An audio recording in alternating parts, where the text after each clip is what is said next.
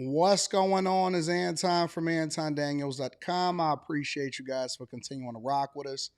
Thank y'all for tuning in for another edition of the Millionaire Morning Show. I am your host, Anton Daniels.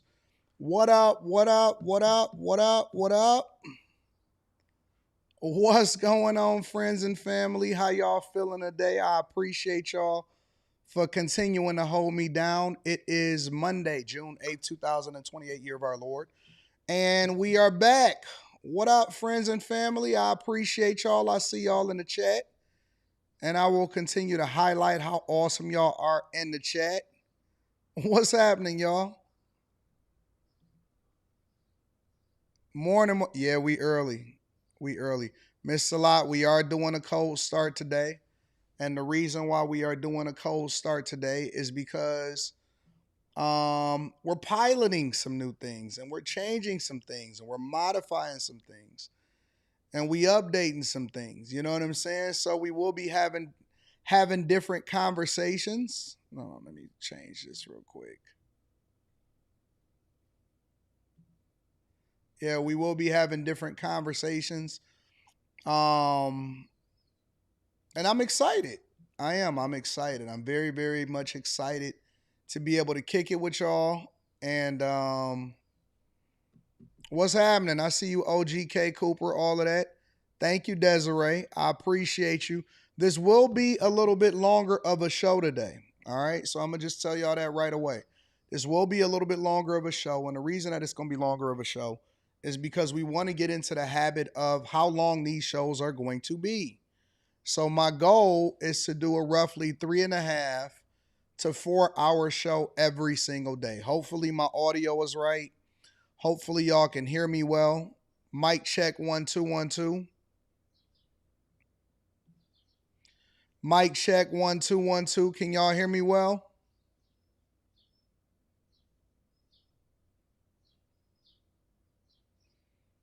Testing, testing, testing.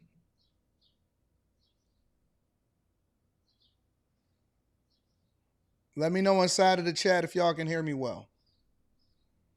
Let me look at something really quickly. System settings. You with it? Y'all good? Y'all can hear me well? Let me just look at something really quickly.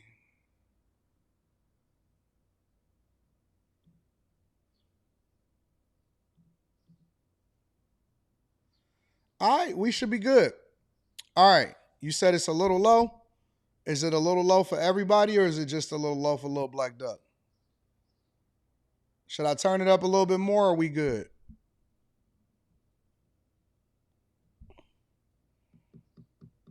All right, cool. All right, y'all. So we are going to spend some time. One of the reasons why I wanted to do a longer show is because I believe that if y'all remember when I first started off this show, um, we used to do about 1.5 to 2 hours. We used to do about 1.5 to 2 hours when I first started this show. All right. And I felt like that was a long time because that was when I first really, really started talking. You know what I'm saying? And so it's much more difficult, even as a content creator, to be able to put together an entire show by yourself. You know what I'm saying? And so now what I want to do is I want to start transitioning because I don't believe that I have enough time. I don't believe I have enough time. Hold on one second. This is a live show, so we will be getting live things. Hello. Good morning. Yes, it's there. All right. I'm on a live stream right now, so all right. You said what? Yeah, you don't be watching the show, catching an update, so you're not aware of what's going on.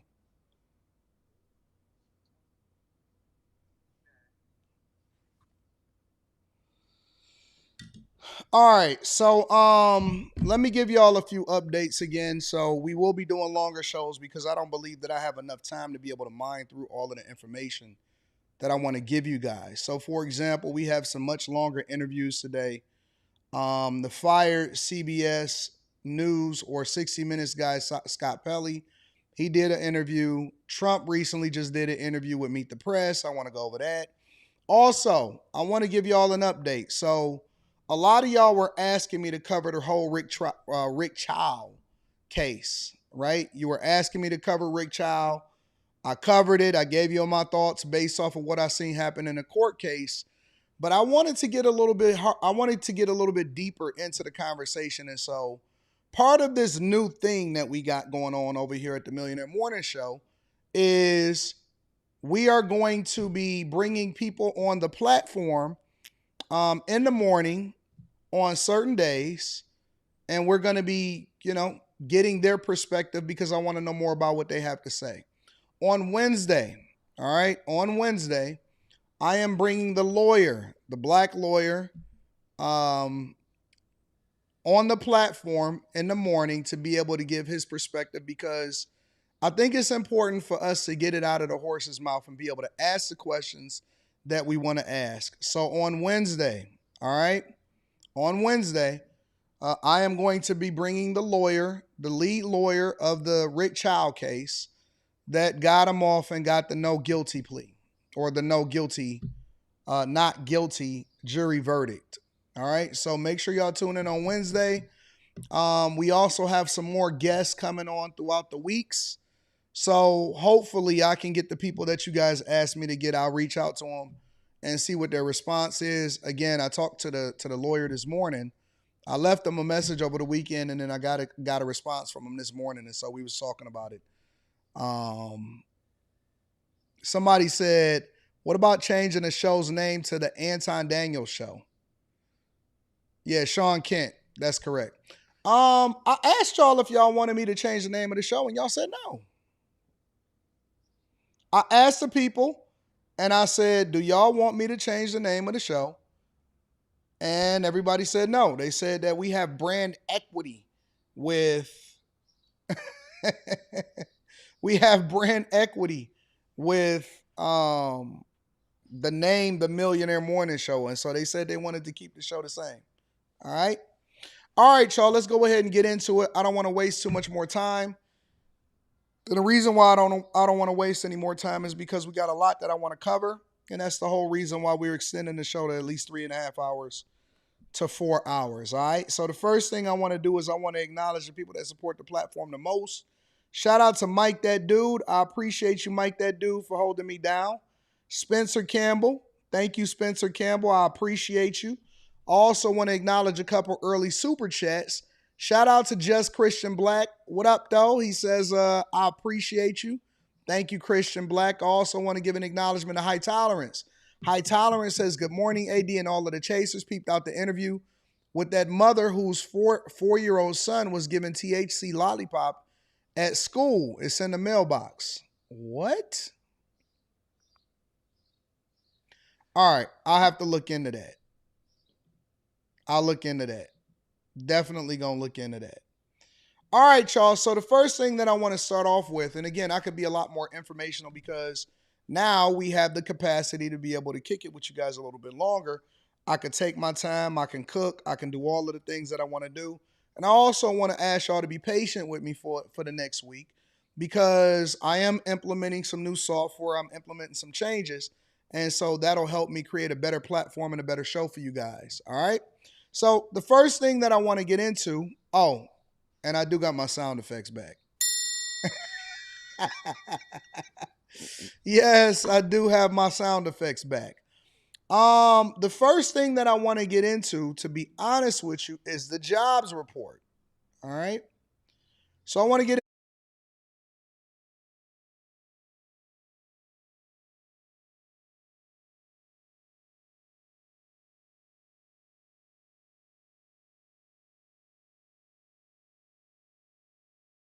These inflation supply shock numbers will not get the Fed to surprise the market. And the data is out. The May jobs report, 172,000. Is there any doubt that this anecdotal evidence about a good labor market has been very correct? That is a really strong number. And last month Well, we had a revision from 115,000 to 179,000, which means the 2-month revision has got to be over 90,000.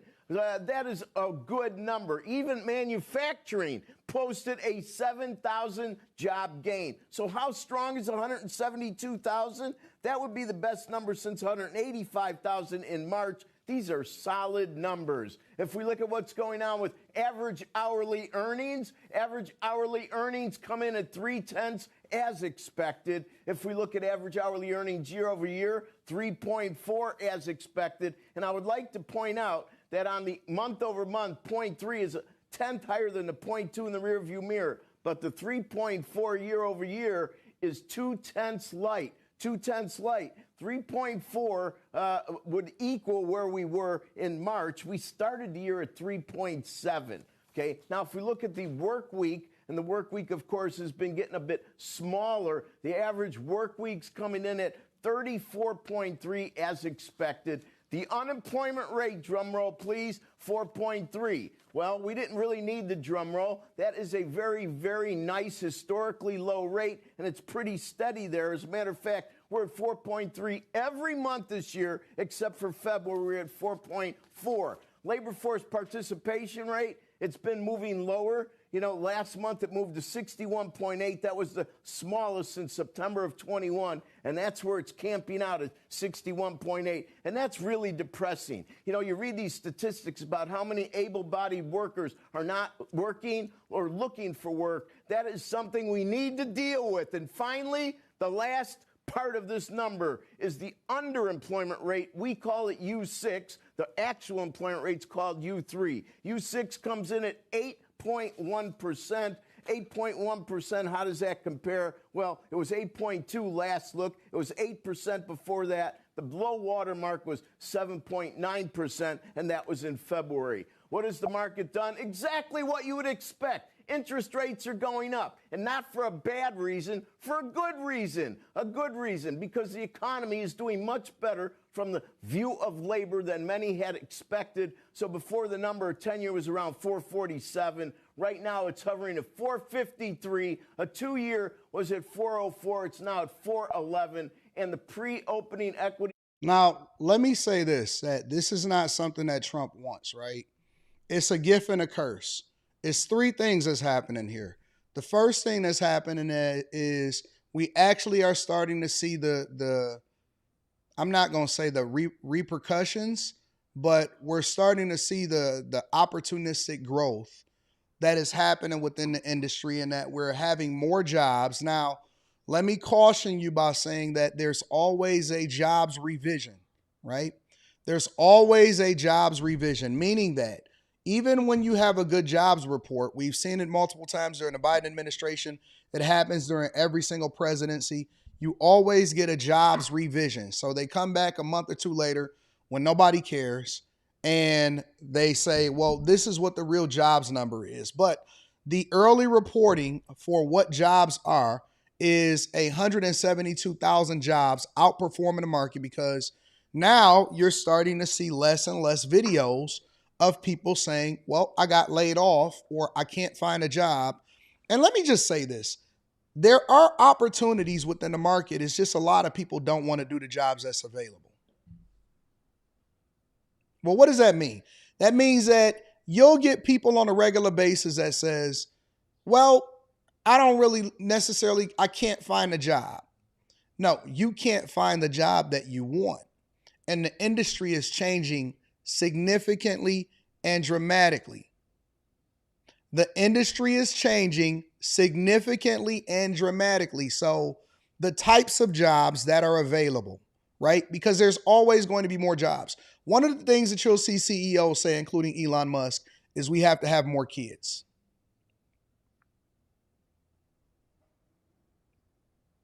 No. Not low-wage summer jobs. Even at companies where you see people are laying off, you regularly see them still have job openings available. So let's say, for example, you take Meta, and you can go on any jobs board and you can go and look for it, and they have so many jobs available from Meta, right? And what that means is that the type of jobs that they're offering. And the thing that we need to be having inside of our mindset is, how do we train for the jobs that are available? How do we put ourselves in a position to always get? One of the things that I got over the weekend, right, was I did a reaction video and a review video of a woman, and she was like, yo, Anton, I thank you so much for doing a reaction video and a review video. And it was a positive one because she was saying that she had got laid off at a major, major tech company over in Silicon Valley. Even though she was down in Texas, she got laid off. But she had the right attitude. She had the right perspective, right?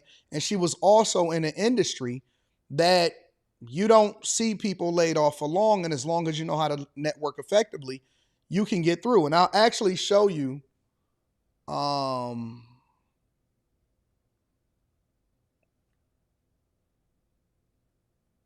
got it in my DM. She reached out to me. She thanked me. I'll actually show you a portion of the message that she sent to me.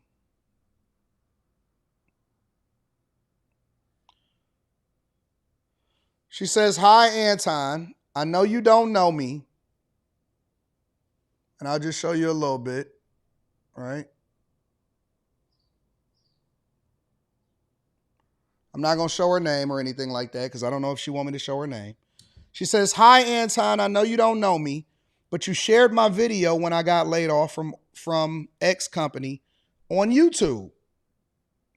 That video played such a massive role in the opportunities I was presented. I had CEOs of Fortune 100 companies, which I tell y'all, they watch my content all the time.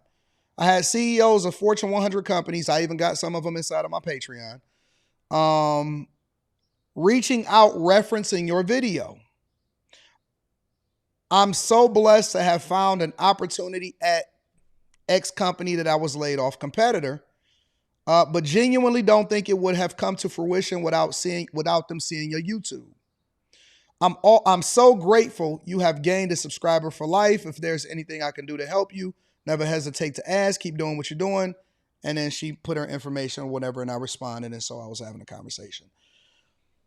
And I will also tell you that even as a content creator, even though people know that I'm not looking for a job, I'm not working, and I've showed y'all that when I took an opportunity before, and then I retired again at the end of 2024, that the platform itself is even a marketing avenue. When I first started YouTube, the way that I was able to market myself more effectively was to leverage social media. And I tell y'all all the time, even when it comes to social media, be careful what you're posting, especially if you are still in the job market. Even if you are working, be careful what you post because it can come back to haunt you. It can come back to bite you because employers, people that's looking to hire you for opportunities, the first thing that I do as a person that hires people, the first thing that some of my colleagues do that are in a hiring position, that are in a managing position, that are in a director's position, even if they're not in a hiring position, they are one of the gatekeepers that you would have to interview with in order to get into that division. The first thing that they do is they go and they check your social media. The first thing that they do. I've done ton of review videos where chick got fired working at Chick-fil-A. I just had a woman that reached out to me last week in the same instance of this woman that was reaching out to me and saying, thank you for your glowing review. And I had Fortune 100 people that was reaching out to me, and now I'm working at one of the competitors and I'm making more money. I also had a woman that reached out to me and said, well, you need to know more of the details about why I got fired on the first day. What do you mean? You posted it on Instagram. You posted it on TikTok. You posted it on YouTube. Now, I need more context because I'm reacting to what you said about your own prospects and opportunities. That should never be a thing. It should never be a thing, right? So be careful what y'all posting on social media. And also, a lot of y'all are applying for jobs en masse. All right? You can't do that.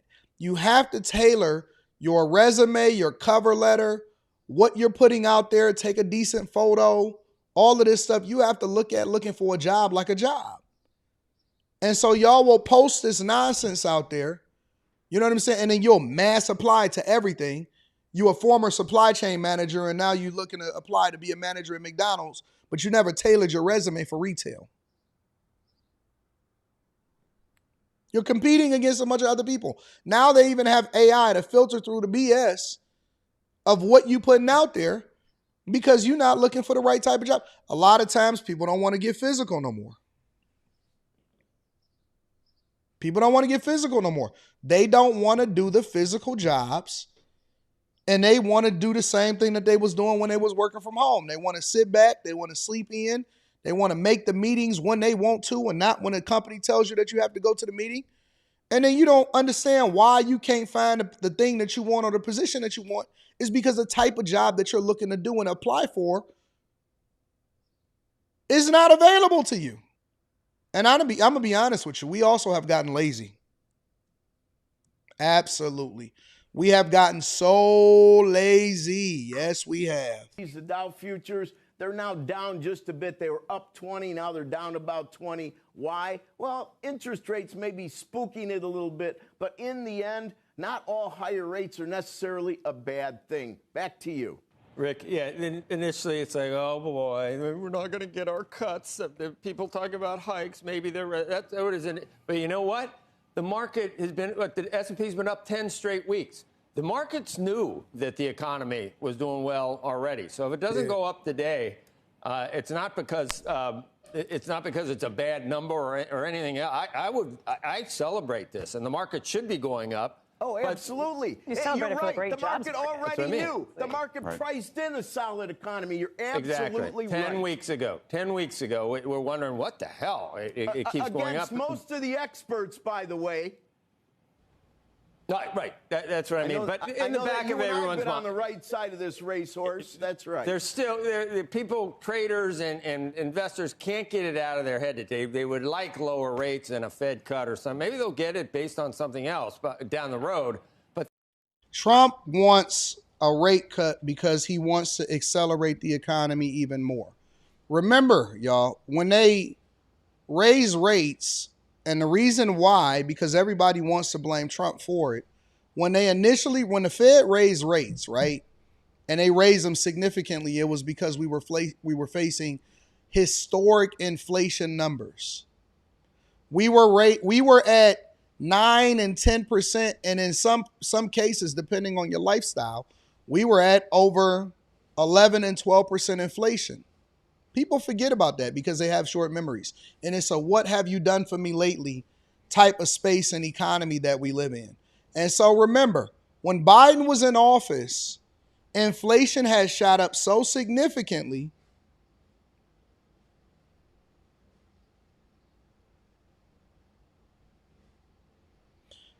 that they had to raise rates because it was the only way that they can combat inflation. They had to raise the prices. And they warned you.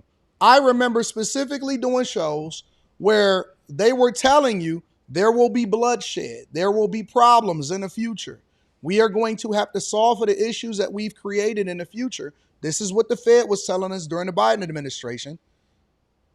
We are going to have higher prices. We're going to have higher costs when it comes to food, gas, being able to purchase a home. Interest rates are going to come up. You're never going to get this rate again. They accelerated what they were doing as far as refinancing homes, selling homes. The reason why home prices exploded, right, during the pandemic was not just because everybody was at home. It was also because we basically had sold off our future, right? So all of the rate cuts and all of the low interest rates, they had accelerated that. And so the banks made a ton of money off of fees because everybody was trying to buy homes and they was trying to capitalize off that low rate. So people even over-purchased home, right? They purchased more home than they needed because they were more focused on the interest rate than they were on the cost of the home itself. Now, that only applies if you're looking to borrow money. It only applies if you're looking to borrow money, right? Interest rates were super low. A lot of people got in around 3%. And so even now, they don't want to sell their home or they don't want to move because they would have to go and purchase another home at a higher interest rate. And so they stuck. And so the market and the economy itself is still fighting with itself. It's expanding and contracting at the same time because of what we still have to deal with in the past. So when you see the Trump administration basically fighting with Jerome Powell, is because Powell is still trying to make sure he maintains interest rates to combat previous inflation until wages catch up, while at the same time the Trump administration is trying to accelerate the economy. So Trump will get all of his commitments, right? And you're not going to see that until it starts to slowly run out or slowly roll out, right? Trump is getting these commitments from manufacturers to build chip capacity, all of this stuff to continue to invest trillions and trillions of dollars inside of the United States of America. That takes time to stand up, right? You're going to have time for them to build these factories, build these manufacturing places, build these new companies, new startups, all of this stuff, right? And so that's going to take time to stand up. And at the same time, we're still fighting to raise wages. But really the thing that you should be focused on is two things: changing your skill set, updating your skill set. You always want to continue to evolve and update your skill set, and lowering your lifestyle. The people that are going to win in the future are the investors. It's not going to be the workers. But, I always try to give y'all that game. I always try to tell y'all that ahead of time. Sometimes y'all listen. Sometimes y'all don't. Sometimes y'all come back and say, oh, man, I should have listened. Make sure you tap into the Patreon. Link is in the description as well as pinned to the top of the chat. They can't get that out of their mind. But the market's to say, why isn't it up today? It's not up because it's up 10 weeks in a row. Yeah, but the market also probably celebrates. Shout out to everybody that's coming in. Great economy continues, or you get some relief in the But in a down market, it would be selling off on both sides of it. That's right, the way it works. This is an up market, right? Yeah. That's right. Right. Hey, Rick, any other thoughts before we jump over to bring Steve in on the same thing?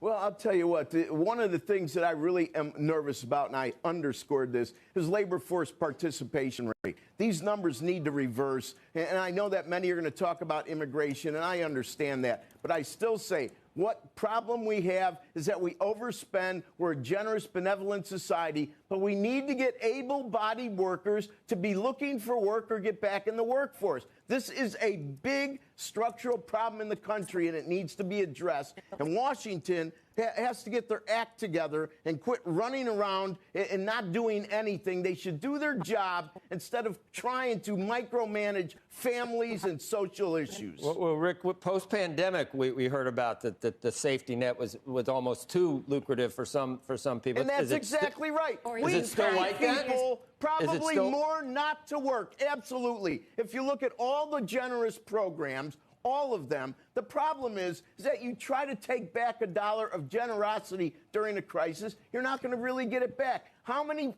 arguments did you have about that whole extra money that we boosted on the healthcare side that we couldn't take back? It was supposed to have a sunset. Nothing sunsets. These guys in Washington and gals in Washington really need to look at this. Exactly. To make sure we didn't take anything back. What good does that do? Yes. Right. Then they hold hostage all the good notions that we need to accomplish. So basically what he's telling you is that no more handouts. We don't need to do any more handouts. We don't need to have any more conversations about not having jobs and availability. You need to get out there, get your education, work, and hustle. And really that message, in my opinion, is more or less for women than it is for men. Because I don't see a lot of guys on the internet complaining about jobs. I see a lot of women. I see a lot of feminine men doing that, some feminine men. But I don't see a lot of guys complaining about jobs and all of that. Make sure you guys hit a like for the algorithm, subscribe to the channel, and turn on your notifications. All right? What's going on to everybody that's just getting in? Y'all will get used to it. You will get used to the earlier times. No worries. No worries. You'll get used to it. You'll be fine. No worries. And for those of you that are not used to it, then it is what it is. I changed this up a little bit to where I remove myself from the bottom, as you can see right here. And I use the quote instead of saying, welcome to the Millionaire Morning Show. All right. And I want to put up a different quote every day because I look for a quote to live by and inspire me every day. And today's quote is, money is a terrible master, but an excellent servant. Let me say it again. Money is a terrible master, but an excellent servant by P.T. Barnum. All right. And what does that mean? It's actually biblical if you really want to know about it. What it means is money is nothing more than a tool, but it should not be the very thing that we live for. A lot of people don't understand what the bag chasers mean when it comes to the Patreon. Bag chasers are, and I live by this, seek ye first the kingdom of God and his righteousness, and everything else will be added unto you. Bag chasing is really chasing your purpose. It just don't sound the same when it says purpose chasers. You know what I'm saying? Bag chasing is chasing the thing that's best for you, chasing your purpose. Understanding that when you become great at whatever you do, the money, the finances, the resources that comes along with it, you're going to be paid handsomely for what you know. You're going to be paid phenomenally for putting in your 10,000 hours because you're going to be the expert at what you do. When I go and I get somebody that I want to do a customization for my car, my daughter went and picked up her car yesterday because she had got some customizations done. When we vet what we want to do, when we get a contractor, a painter, an excavator, or anything for, a property or something like that, we're not as focused on the price. Now, if the price is astronomical, then we're going to start the question and then we're going to say, well, what are we paying for? Exactly. What are we getting for this amount of money that we're paying right here, right? But in a general sense, we don't really haggle over price. We focus more on professionalism. We focus more on your history of how well you do at whatever job you do. We focus more on your ratings. We focus more on a relationship, your communication. And we don't mind paying more than what we would have somebody else, a couple thousand more than what we would have somebody else, because obviously you're investing in yourself. You're spending money on better tools. You'll get the job done faster. You have other employees that you have to pay that, add value into what it is, or it's easier for you to be able to work more effectively. So because you are better at what you do, I'm willing to spend the money. Now, there are some people that are willing to haggle, but then they'll get a half-done job. That's usually a reflection of their life. It's a reflection of their life. You understand what I'm saying? So when you're doing great work or you're doing great things in whatever it is, do not make money your God. Do not make money your God. Money is a tool. It is something for us to be able to use to buy the things that we want and to have an easier way for us to transact with each other, right? Which I'll go into, what Jamie Dimon said about crypto later. But it is an opportunity for us to be able to generate a significant amount of resources so we can live the life that we want. It's not something that we're supposed to worship. When you worship money, you'll do anything for it. That's how a lot of people die. That's how a lot of people end up in jail. That's how a lot of people end up in prison. When you worship money, you will do anything for it. Anything for it. And most times it's not worth it, what you have to do in order to justify what you get. You're not hearing what I'm saying.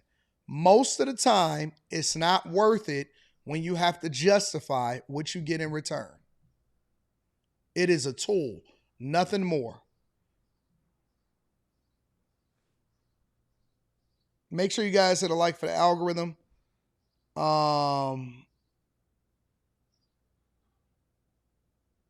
Subscribe to the channel and turn on your notifications.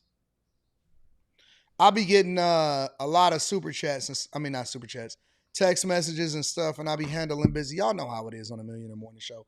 Y'all know what's up. More. What up, More? Says, Anton, I'm brand new. Just subscribed this weekend. Welcome. Make sure you tap into the Patreon. Link is in the description as well as pinned to the top of the chat. You know what I'm saying? Things will be evolving. Things will be changing over time. What I do want to go over, though, is 60 minutes. Now, I will tell you this is a little bit longer of an interview. Scott Pelley sat down with the Times to discuss whether or not he is disgruntled from getting fired from Bari Weiss. So I'm going to be as objective as possible in reviewing this, but I want to share this with you guys. Again, make sure you hit a like for the algorithm, subscribe to the channel, and turn on your notifications. And let me change this real quick. Give me a second.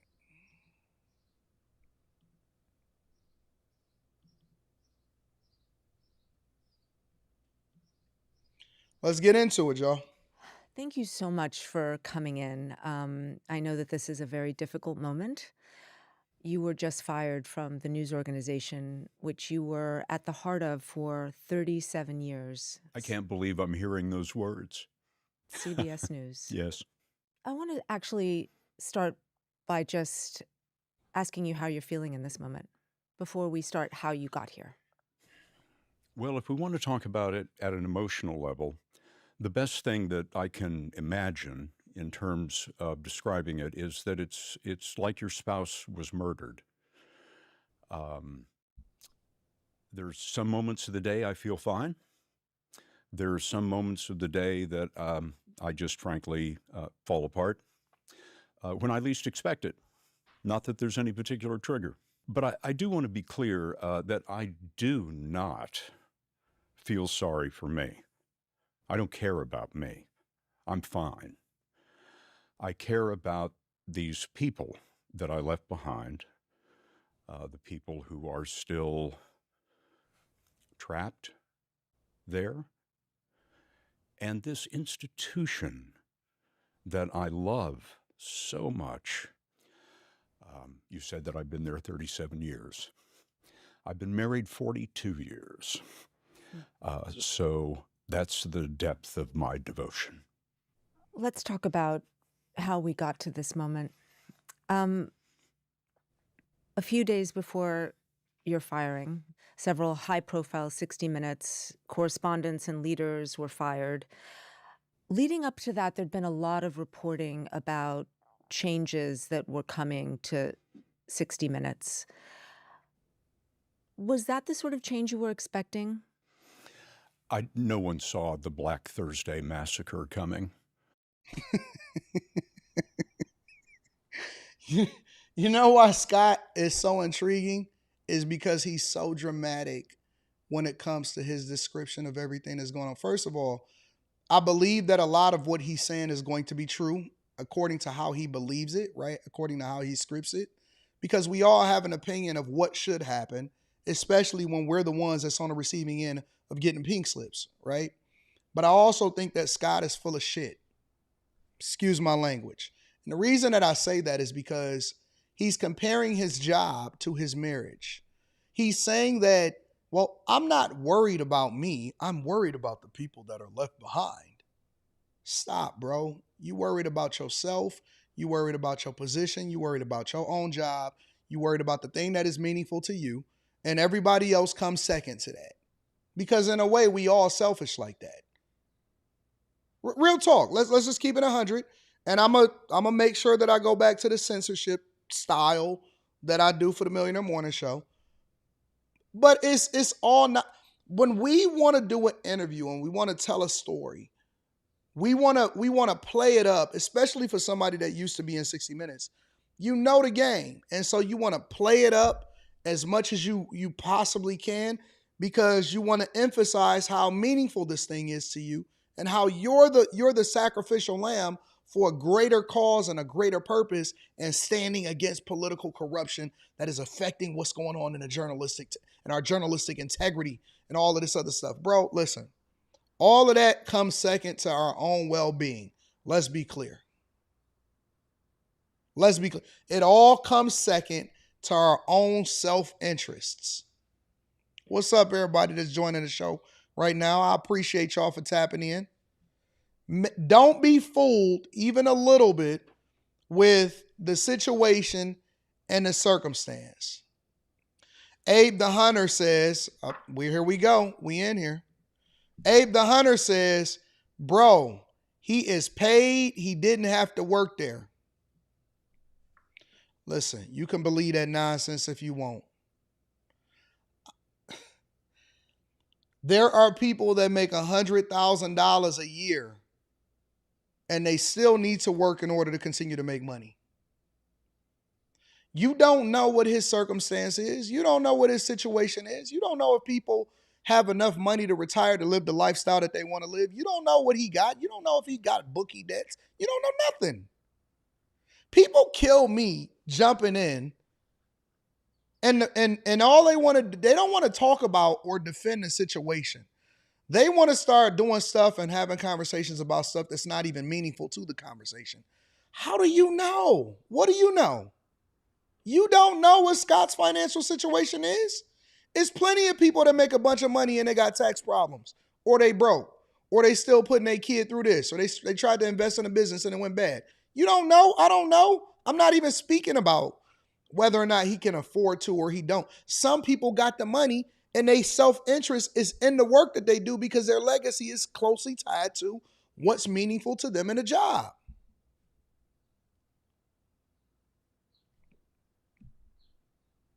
It's not even always about the money. Sometimes your identity is wrapped up in whatever you do for a living. He says, you know what? I used to think Abe the Hunter was a smart person, relatively. You know, you always give people the benefit of the doubt. But see, even the follow-up is, well, how do you know? That's my whole point, is that nobody knows. I'm speaking of what you said. I shouldn't have to defend. Let me get back to the interview, y'all. No worries. I gotta focus on the comments. Even if I'm focusing on comments sometimes, I have to focus on the ones that are actually meaningful. Even if they're in disagreement, I don't mind people disagreeing, but it's like this is high school, the way that he's talking right now. Low-hanging fruit. This is our entire senior staff. People beloved. Tanya Simon, our executive producer, she's the boss. And this was her triumph. She's the first woman ever to be executive producer of 60 Minutes. And she concluded this season with a growth in our audience of 9%, which is unheard of in broadcast television, and a growth in our online presence of 190%. Last season, we had 2.5 billion views.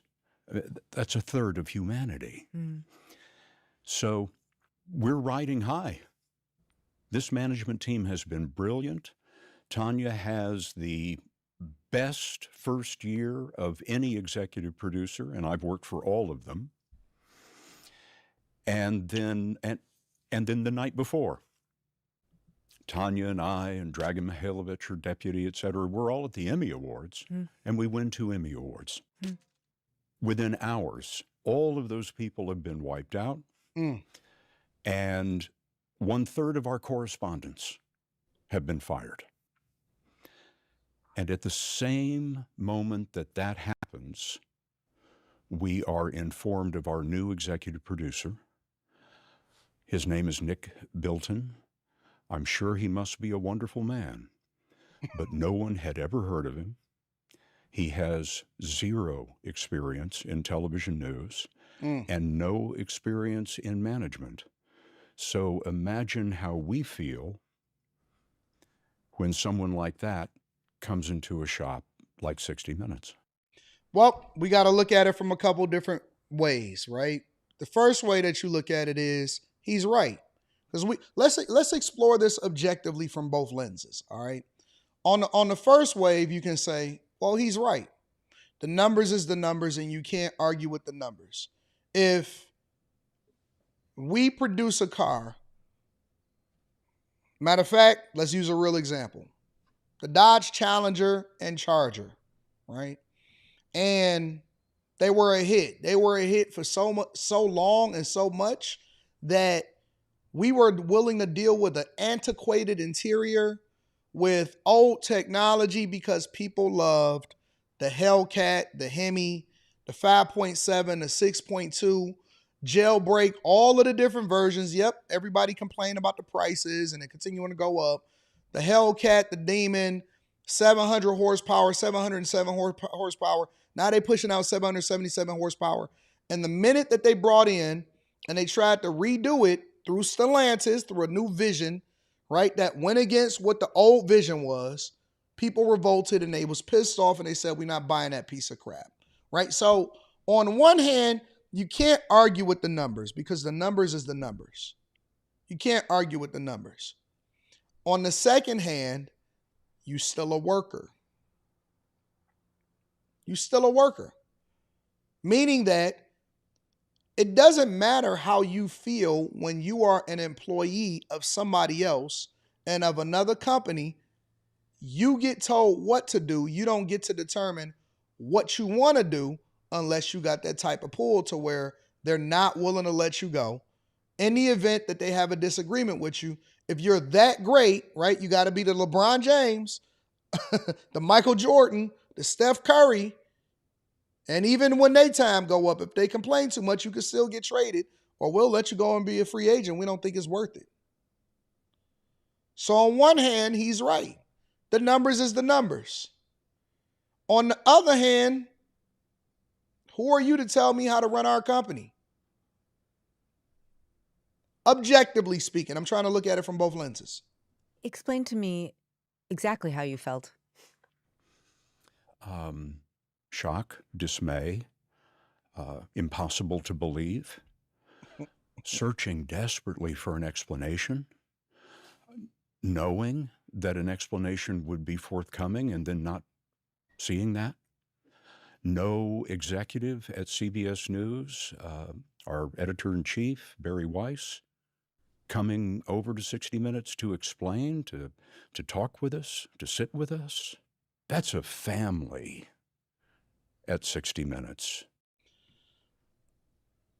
Kay says, nah, I'm with Scott on this one. Numbers don't lie, but you can't determine. Okay, so let's explore it, Kay.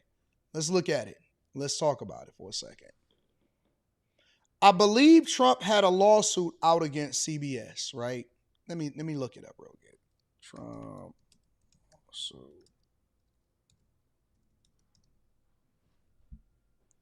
In 2024, Donald Trump filed a $10 billion lawsuit against CBS News parent company, Paramount.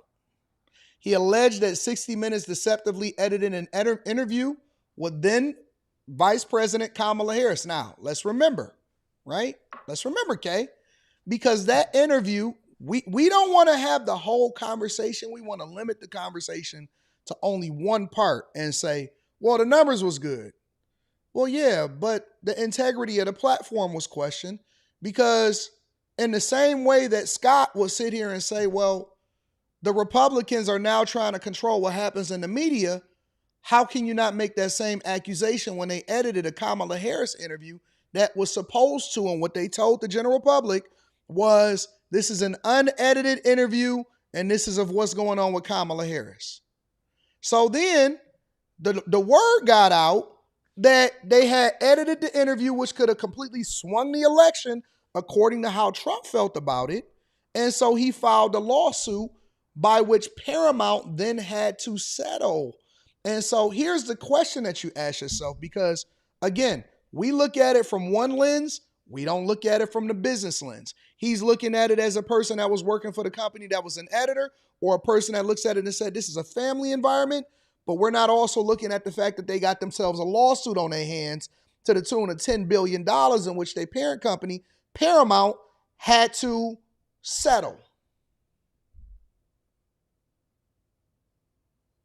You see what I'm saying? So I don't just look at it from the lens and say, well, the numbers was doing good and they are a very popular program. I'm trying to look at this objectively and say, well, what all factors played into the fact that most of y'all got canned over there at 60 Minutes? What was a part of that settlement agreement that they agreed to?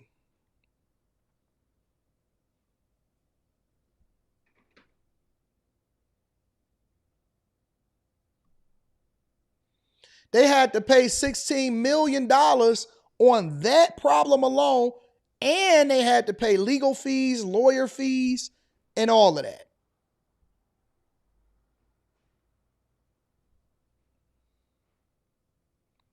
So if I'm looking at it objectively and I say, well, the numbers was doing good, at whose expense and at what expense? And what did it cost the company who's also trying to merge with Warner Brothers?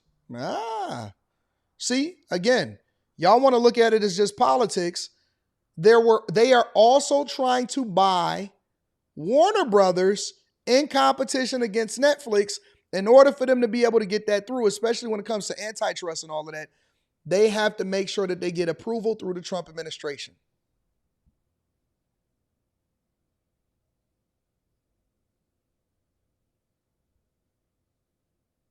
You forgot about that? I told y'all I broke that down too. Previous live streams, I talked about the Warner Brothers merger.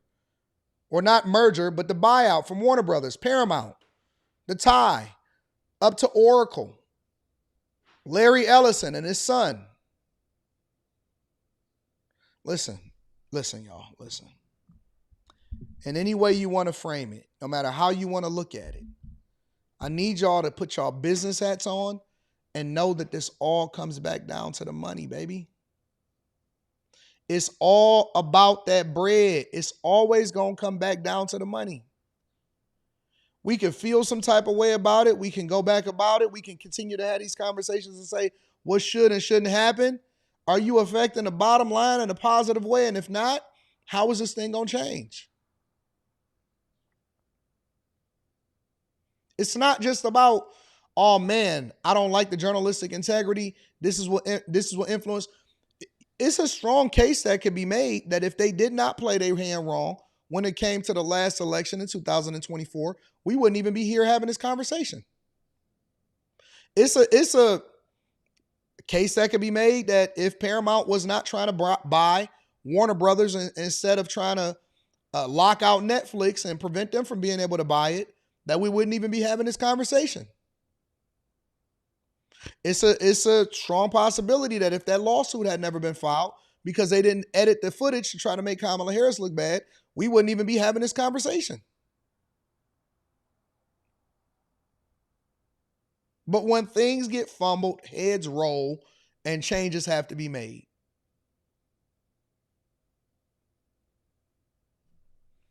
We have to look at it objectively, and we can't look at it based off of how we feel.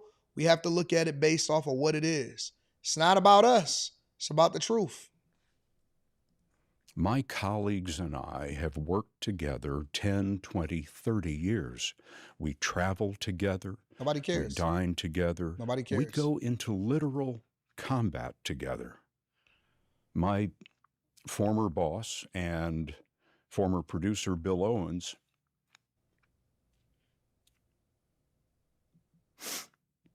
saved my life in a firefight in Iraq. So, Lulu, these bonds are pretty tight. And when somebody wipes out, murders a large number of your family members, people are hurt and shocked, in disbelief, and just desperate for some explanation. And as you and I sit here today, there still has been none. CBS leadership. People get fired every day, B. People get fired every day, B. Listen, I had some good coworkers that we went through the fire with. I had some people that I got into the plant that we went into the fire with. I understand what he's saying when it comes to journalistic integrity, but I don't relate to you when we supposed to feel some type of way about you and your family that you created content with on 60 Minutes. People go through that all the time. Ain't nobody trip when people was getting laid off and the federal government and the jobs was going away. As far as the Doge and the audits, ain't nobody tripping about that. People have been working with their coworkers for 20, 30 years. Change is change. media has largely gotten a pass from the business world because, they were untouchable, especially journalists. Journalists have always been looked at as being untouchable. You're not untouchable, kid. You're not untouchable. Nobody is above the chopping block at all. Chip says that they tried to get in touch with you to talk about all of those changes before Bilton's first day, and you didn't speak to them. Why You wasn't not? trying to hear that? I'm almost 69 years old, and if I've learned one thing in life, it is not to reflexively react when you feel that way. And I thought, I'm going to give it a day or something. I'm too emotionally wrought up. I'm going to. So they tried to reach out to you to have a discussion and discuss any changes that will be made as a courtesy. Not that they had to, but as a courtesy. And so he was like, nah, I don't want to talk to y'all right now. Say the wrong thing. I'm not going to hear what they have to say. This isn't the moment. It was incredible to me that they did reach out to talk to me after wiping all these people out. I mean, within hours. So we had a baby shower at the house, and we got through the weekend, and I learned that Nick Bilton was going to speak to the 60 Minutes staff on that next Monday morning. My wife and I had a long planned hiking trip in the Canadian Rockies planned, and I wasn't going to be able to be at the meeting. And she and I talked about it, realized that this was an existential moment for 60 Minutes, so we canceled the vacation so I could be there. And that was the first time that I had an opportunity to meet Nick Bilton. At that meeting, you spoke out very forcefully. You asked him why he'd taken the job, knowing, and this is a quote, that you will never be welcome here. Yeah, if y'all really want to see what the difference is as far as relatability and not, y'all can't relate to this.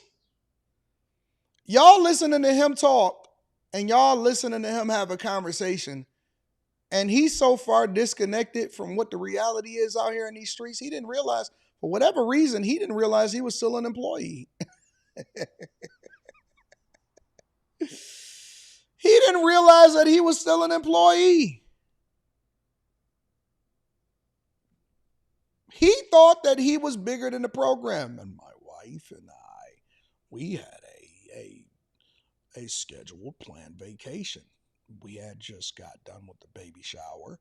They reached out to me, and I wasn't ready to talk. So I didn't respond because I said, I'm emotional right now, and I don't want to make any kind of wrong decisions based off of my emotional intelligence at the time. So we got through the weekend and was at a baby shower.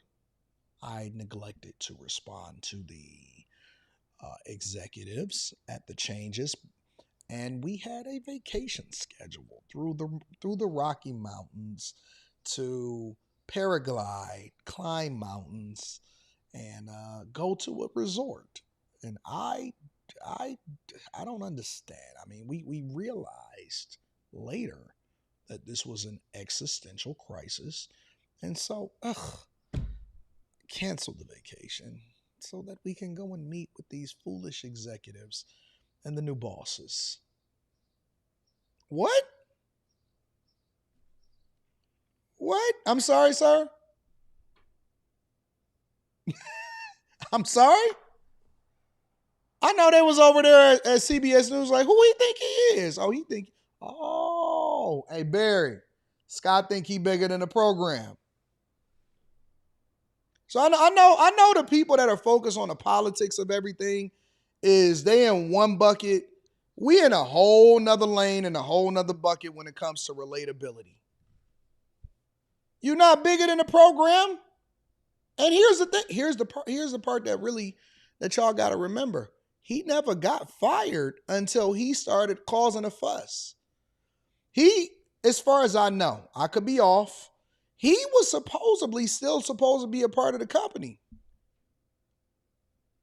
He decided that he wanted to take a stand against management. I've seen that happen before in real life.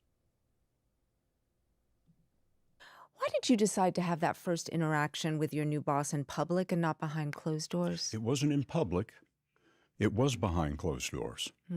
I was with my family in a closed room. None of this was meant to be public.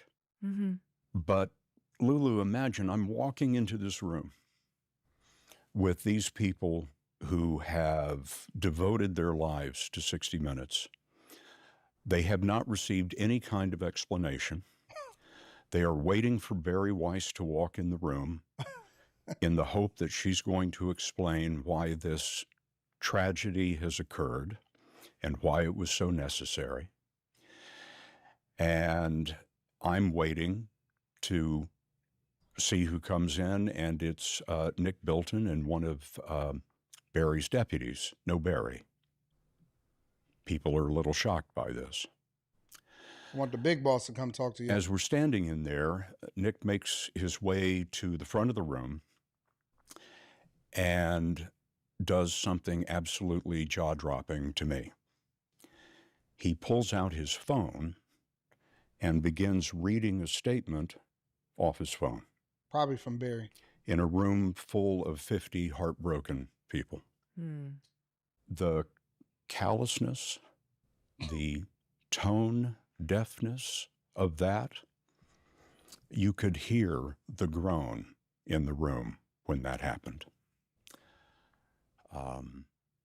They'd put out a big spread of bagels like we were all going to feel better. And also, if I can give you a little bit of context. Please. What had happened a couple of days before the meeting was so critical. Nick Bilton wrote an email to the staff, sort of introducing himself. And it was so insulting to the staff and so insulting to the history of 60 Minutes. He told us in that email that it wasn't 1968 anymore. And he helpfully noted that gasoline doesn't cost 32 cents anymore, and suggested that we had all been frozen in amber in 1968 when the program first went on the air, and that nothing had improved. And he said in his email that it was, quote, strange, end quote, that 60 Minutes is only on the air at 7 o'clock Eastern Time on Sunday once a week. When we've been on the air 24/7 globally online for well over a decade.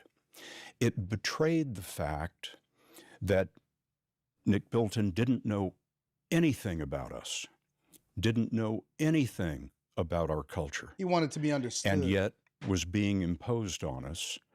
He wanted to be understood. As our new executive producer, our new leader.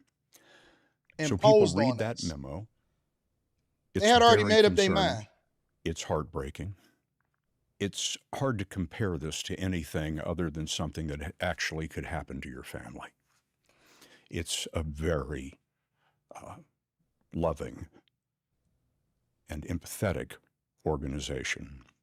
And we were met with cold, callous indifference to what anyone thought.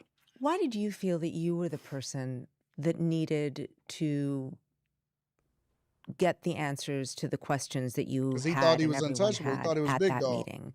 Why did you feel compelled to speak up? It was fate. First of all, our entire senior staff had been wiped out. They're not there.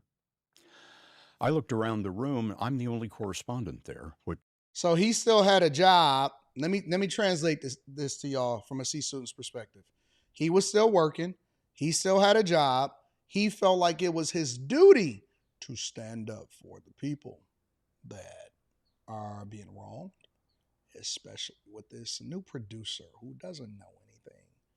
You know, I like the old producer.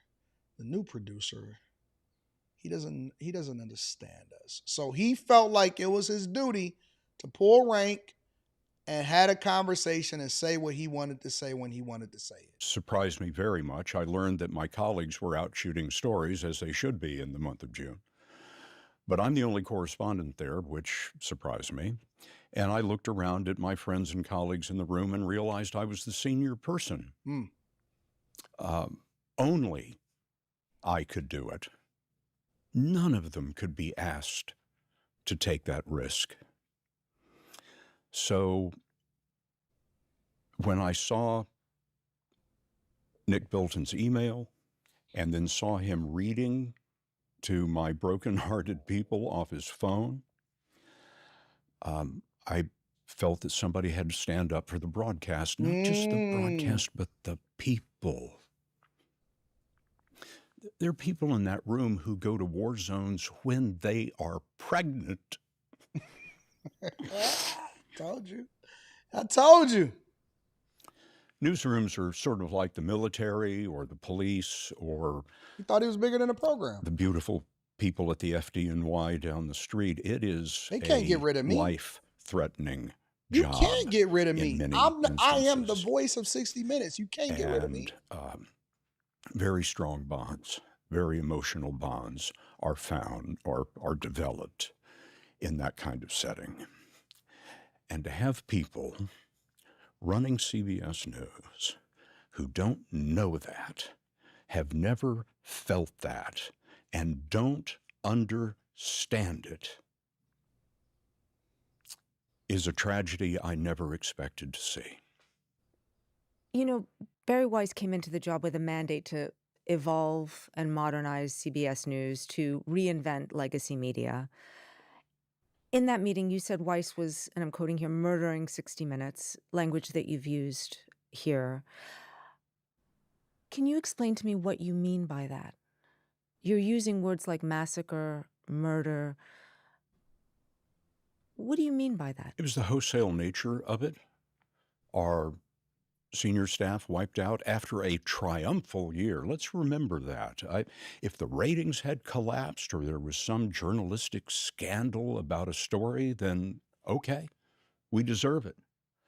But we had a triumphal year, so this is incredibly difficult to understand. Cecilia Vega, Sharon Alfonsi, our very best correspondents, just summarily fired for no stated reason and without explanation. This is 1/3 of our correspondent corps. Let me tell y'all something, and I want to be very, very clear to all of my people. And there's a segment of us that get it, and it's a segment of us that don't understand it because they live in fairy tale land, but a lot of us live in the real world.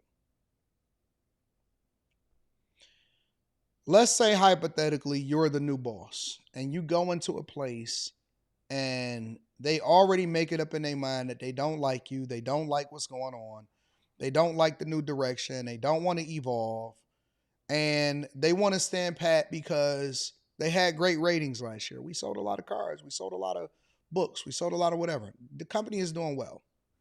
And you come in and you're there because you see 10 years in the future, 20 years in the future, and your job is to do whatever it is that you was hired to do. Whatever that is, right? You the big boss. And the first thing that happens is the person that got the most pull, that's been there the longest, has been there the toughest, they stand up to you. Your first day meeting them, they stand up to you. What do?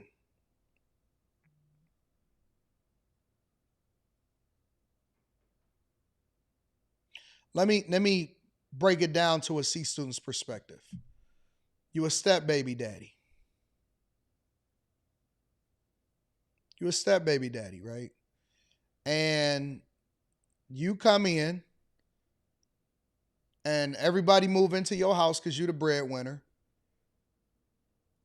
And she got 3 kids that she bringing in and you don't have any. She depending on you. She don't work. She a stay-at-home mother. And the oldest son, he talk tough to the mom all the time or whatever, so on and so forth. He decides that he's going to stand up and let you know that you're not going to tell them what to do. They moving in your house. Yep, you the person that got to pay the bills. Yep, you the person that got to put clothes on their back and food on the table. But he going to let you know, listen, we was doing well without you last year. You go into a plant and you the new manager, you the new director. Y'all got quality issues, but y'all sold a lot of cars last year. And the person that's been there the longest that regularly does not hit rate, they never ever make the amount of parts that they supposed to make. And they've been terrorizing the entire plant for the entire time because they got the most seniority. And they tell you what they ain't gonna do and what you not gonna change. And they run this. You the warden, you go into the prison, and the big dog is in there and he said, listen, I run this prison, I run this unit, and all I need you to do is do what I tell you to do. How do you handle a situation where somebody is standing up to you in the first meeting that you come in? Do you A, acquiesce and say, you know what? I understand it. Let me step back. Do you B, try to make friends with Kool-Aid so that you can better understand exactly what their complaints are? Or do you C, make an example out of them so that you can set the standard on who the boss is and how we going to do things from here on out?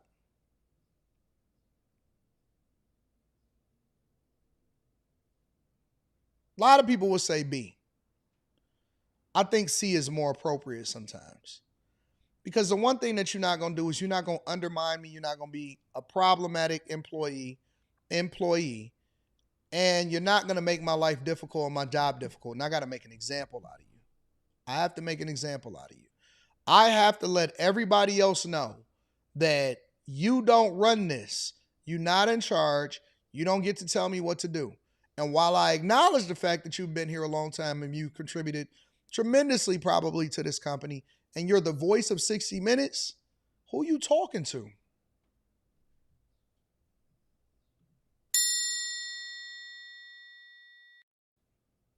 Who you talking to?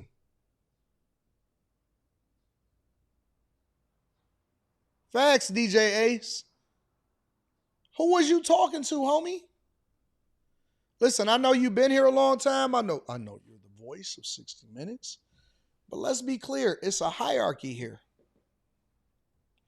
And so what I believe happened is Scott had to be made an example of because he thought he was bigger than the program. And that is the reason why he got canned, because he initially was not a person that was on the chopping block to get canned. So this isn't like they fired our boss, which they did. They wiped out a large number of people. One of the things Nick Bilton said in that Including you.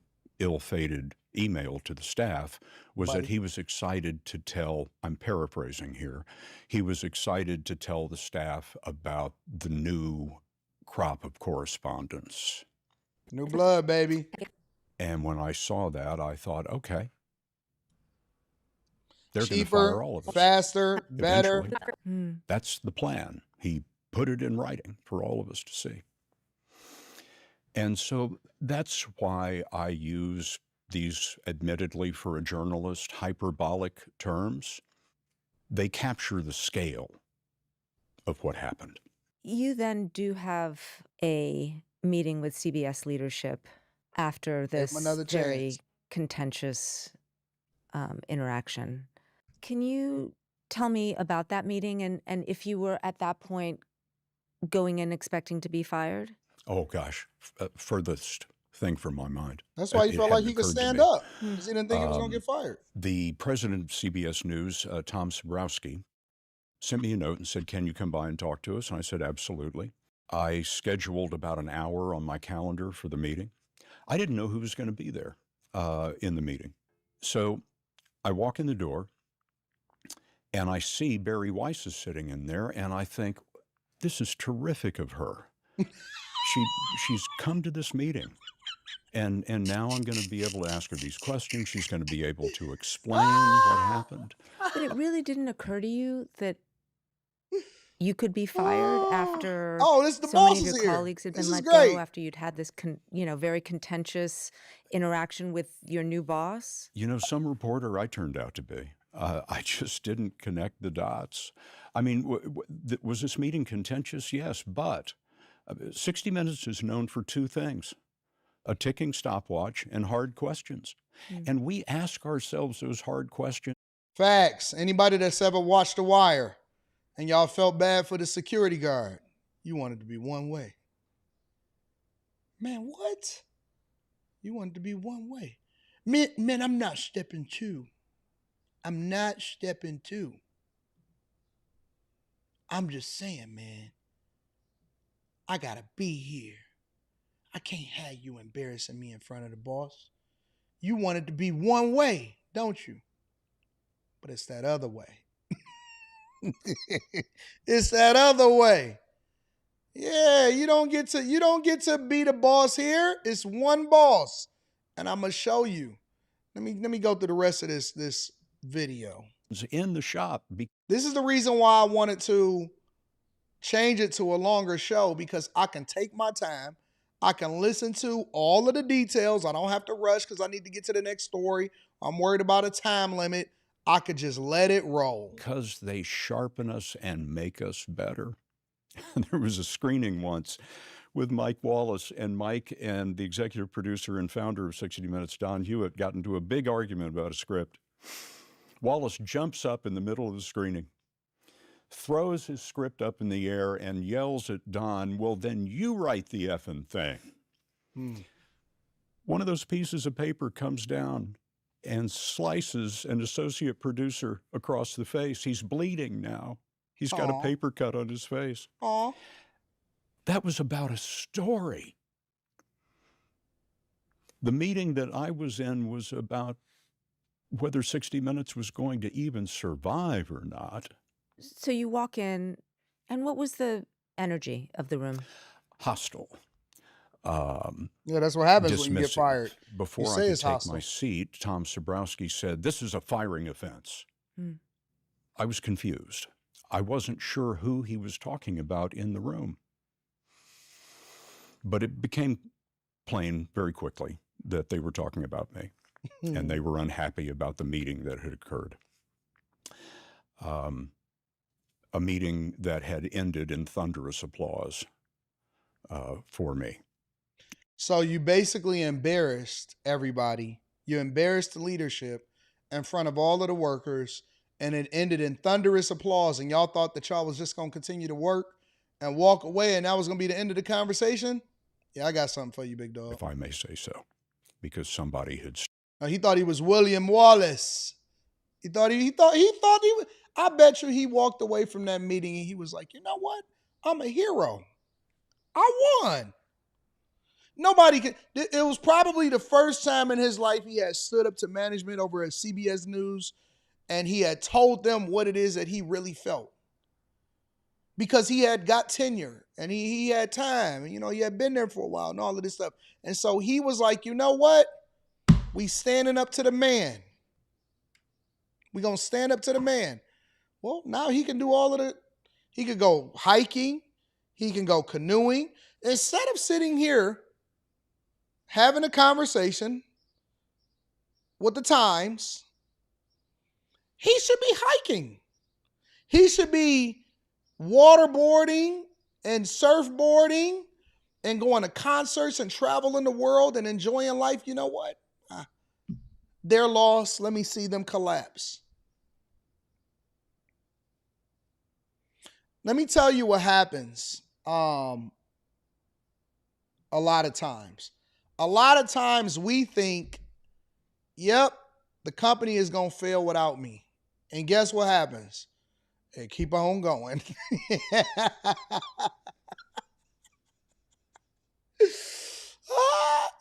A lot of times we be like, man, I'm so important here that I got pulled and I could say and do what I want to do. And the company is going to collapse. It'll fail. If I'm not here, this line don't run. If I'm not here, this store don't run. If I'm not here, this bank don't run. If I'm not here, this tech company collapses. And you know what they do? They still be going.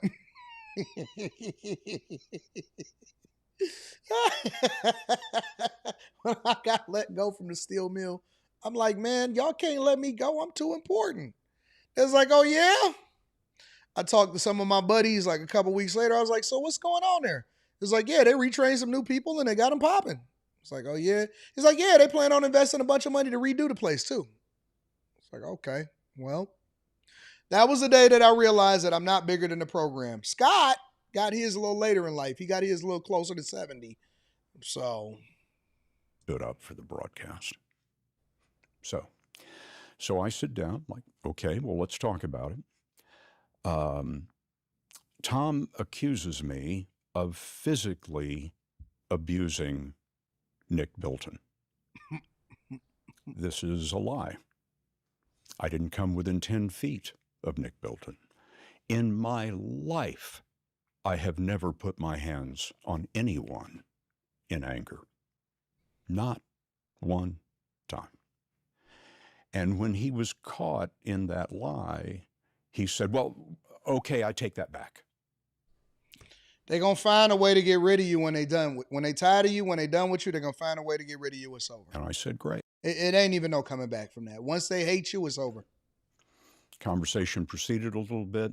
I turned to Bari Weiss, who was sitting to my left, and I said, but let's talk about the firings. Why were the firings necessary? He didn't know he was the one that was getting fired. I'm not answering that question. Well, how did Tanya Simon not lead the broadcast brilliantly? I'm not answering that question. Okay, Sharon Alfonsi, Cecilia Vega. I mean, what possible reason could there be to take them off the air? I'm not answering that question. So now I'm detecting a pattern. That's going to go nowhere. She is still going to stonewall about why. Well, number one, they can't answer it because it's legal repercussions if they say the wrong thing. And they can't tell you why they fired somebody else. That's not even, you can't do that. You can't tell another coworker why you fired somebody else. You can get a lawsuit for that. And he's doing an interview, and so they played it the right way. He took all these people out. So I'm thinking that the meeting's going to carry on. We're going to have a long conversation. I'm going to hear from them about what they think. They're going to hear from me about what I think. Nope. The temperature in the room is low, but it's very hostile from their side. I'm speaking about the way I'm speaking to you now. Very quickly after the meeting began, Tom Sabrowski said, "This conversation is over." I was stunned. I didn't have a 60-minute stopwatch in that room. I don't know how long it lasted really, but I think it was about 10 minutes. So they tell me. 10 minutes. That is to say, Tom Sabrowski tells me as I'm walking through the. When you're getting fired, 10 minutes could sometimes seem like a whole hour. You remember every part of the conversation. Very few things do you remember in life. Very few things do you remember in life. We have snapshot moments in our head where it's some things we just don't ever forget, and we always gonna remember that conversation. Getting fired is one of them. You remember every detail. You know how in the movies, like on Limitless, where it slows down and you can see the sweat drip off the head, the reaction, what everybody was wearing. You remember the smell. All your synapses open up when you start to get that pink slip. When they say you fired, everything changes. I think I almost shed a tear a little bit. At first, I was belligerent, and I was like, you don't really get it. You don't get it. This is nothing to me. You know how great I'm about to be? And I went home, and unemployment said, nope. You got fired. You didn't get laid off. And I said, ah! And I looked at my savings and my checking account, and I said, ah! GM Financial start calling me. They say, hey, listen. Sir, you got our money? And the insurance company said, well, listen, in order for us to continue to keep your cars on the insurance, you're going to have to pay us. And I said, well, we're going to have to drop that. And I looked over to my left, I looked over to my right, and I said, I started tearing up a little bit. I was like, I was looking around. I ain't see nobody. Wasn't no friends to say, yeah, boy, I'm glad you stood up to him. All of them was gone. All of the congratulations, the banners, the well wishes. Wasn't no friends to call. Ain't nobody had no money for me to borrow. Ain't nobody have a car for me to try to figure out. Yeah, none of that. Wasn't a parade, wasn't none of that. Made a phone call, said, well, guess it's time to move back into mom's basement. And it was at that moment I realized that I was not bigger than the program. And several different times, even throughout my YouTube career, a lot of people were saying stuff like, you should have said it. You should have did this. You should have did that. And I was thinking to myself that early moment, because I've seen a lot of people lose their platforms. I've seen a lot of people do some stupid stuff. I've seen a lot of things play out in life, my 44 years on this earth. But it always came back to that initial moment back in 06, 07. In that moment, it was like, oh, you're not bigger than the program. And all of those same people, they move on and they do their thing and they continue to have fun and they party and they even laugh at your expense. And so you realize you're not bigger than the program, Scott. Or you'll have our answer in a few minutes.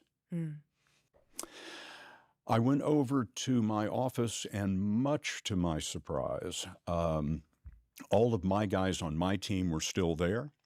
They wanted to know what happened in the meeting. What was that all about? Did they explain why our people were fired? And I sat down in my office. It has a big plate glass window that looks out on the newsroom. What's up, and there guys? were a whole bunch of people standing out there, but I didn't think anything of it. I'm waiting to find out. Grab what you my a fate bagel, is. go ahead and get on the pot. I explained to my team, I think I just got fired, but they haven't told me that.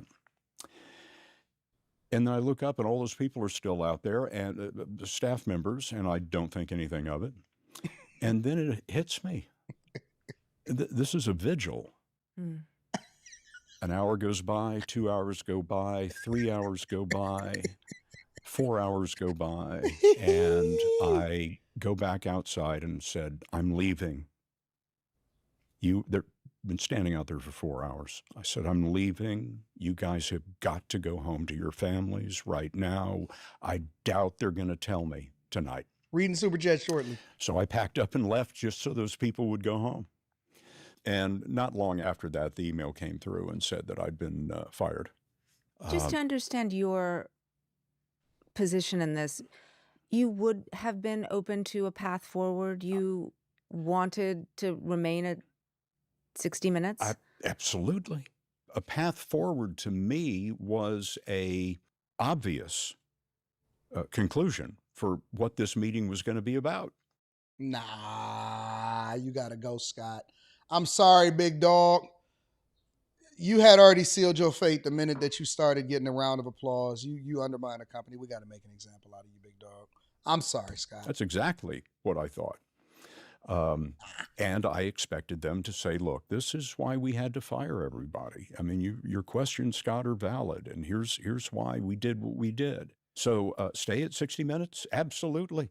It didn't occur to me that this could happen. But Scott, in a meeting, you accused Bari Weiss, the head of the network, of wanting to murder the show, of coming into 60 Minutes with the agenda to dismantle the institution, and you did not think that that was going to have repercussions that could lead to your firing? We used to be able to have conversations like that at CBS News. The difference today is that the people running CBS News will not be questioned. I want to take a step back because, of course, all this didn't happen in a vacuum. The saga really at CBS News began when David Ellison, the son of Oracle billionaire Larry Ellison, took over CBS as part of his purchase of Paramount. There was a lot of turmoil around that sale. The longtime previous owner of Paramount and CBS, Sherry Redstone, told my New York Times colleague that she sold the company to Ellison in part because after Hamas's attack on Israel on October 7th, she wanted to devote herself to causes around Israel. I'm sure there were other reasons as well.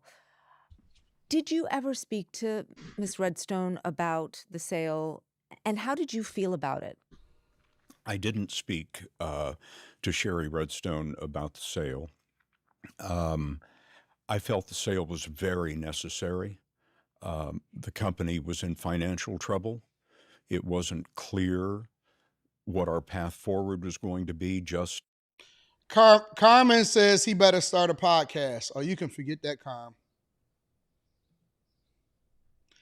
You know what? I'm going to be honest with you. And then we're going to go on to the next thing. I want to get into Trump with Meet the Press. Let me tell you why starting a podcast is very difficult for a lot of people. All right.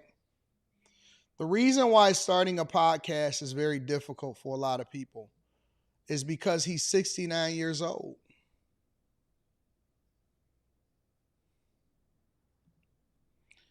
He's 69 years old. He about to be 70. And you know what he's used to? He's used to having a production team, having a company invest in him, having opportunities, the best cameras, all of this stuff. You got to put your own money up. You got to find sponsors. You got to be independent. You don't automatically get a paycheck. You got to do all of that stuff, and you got to learn, and you got to do.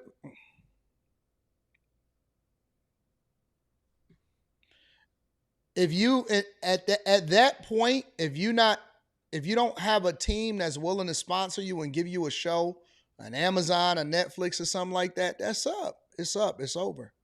It's over. It ain't no starting no new podcast. And ain't no doing none of that stuff. A lot of people think it's easy. It's hard. It's hard starting that. Hard starting a podcast. Make sure you guys hit a like for the algorithm, subscribe to the channel, and turn on your notifications. Let me read some of these soups. Pop. What up, Pop? Papa Naya Shelley in the building says, "Pluck this band, yo." I'm glad he got fired. Learn how to code, B. What up, Bob? What up, Pop? I appreciate you, bro. Ashen says, CBS curry favor with a lame duck administration for a merger will doom them as credible media sources on both sides. I don't think so. You know why I don't think so? Because I think it's more about entertainment nowadays. I think it's more about entertainment. I don't think it's about any of that. Anthony in the building. I appreciate you, Anthony, for the super sticker. Thank you, my friend.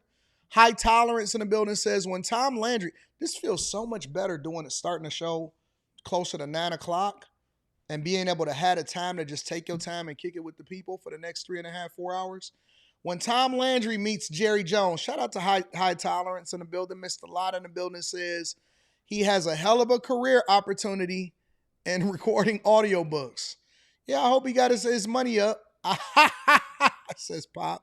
Sped up Spacer. Spacer says, he said when, with an H at the beginning. He said when. Definitely stuck in 1968. Older people get the more they get stuck in their ways. Shout out to my dog Spaces. Pop says, why are Democrats so weak with his crying A? Crimson, what up, baby girl? Crimson says, happy Monday morning, Sir Lord Anton. When people start thinking that they're indispensable, when confronted, that's when they get butthurt. Hey, baby girl. What up, baby girl? Free to listen to says, everybody listen, a senior worker is not a manager. They think that they are. Thurston Howard, get a job. Shout out to Pop. I appreciate you, Pop. Beans and Greens says, federal employees with decades with decades in, learned this very lesson with Doge. Nobody is immune. Nobody. Free to listen to says Trump has touched the untouchables. No pause needed. He sure did. Maddie Plays PC says they did him like they did Tiny in The Wire. Thought he was off the hook until they took him to the abandoned houses. High Tolerance says, Don Lemon, I got a spot for you, crown my shoulder. TS Car Wash and Detail Service says, rest up, Stacey King. He fell down the stairs. Stacey, is that how Stacey King died? He fell down the stairs? Wow. Mr. Law says, when I got fired, it triggered my fight or flight senses. I couldn't fight the fact that I was about to fly out of that building, man. Getting fired, it hurt. It hurt because you start thinking about all the things you got to pay for.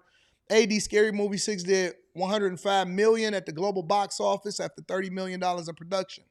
Congratulations. What up to Miss Sanchez? Miss Sanchez says, appreciation super chat. I bet it is. I bet it is. What up, Miss Sanchez? Crimson says, what a joke. No awareness at all. Not an ounce of awareness. TS Car Wash and Detail Services. 80, you going to see Dave Chappelle at Little Caesars Arena on the 15th? Probably not, unless somebody give me some free tickets. I can make a phone call. Let me see.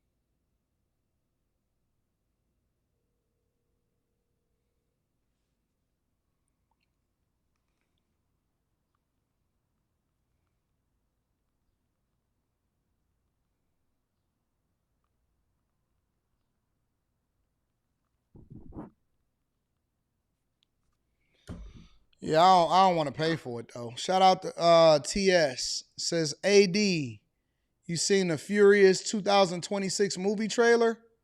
I haven't. I'm going to have to check it out. TS Car Wash and Detail Services, thoughts on Trump going to the Knicks game tonight? I think it's dope. Ain't Trump? Trump is a native New Yorker. P. Shank says, good morning, Anton Daniels in the Millionaire Morning Show. What up, P. Shank? TS says, thoughts on Brandon Ayuk lost $26 million. Brandon Ayuk.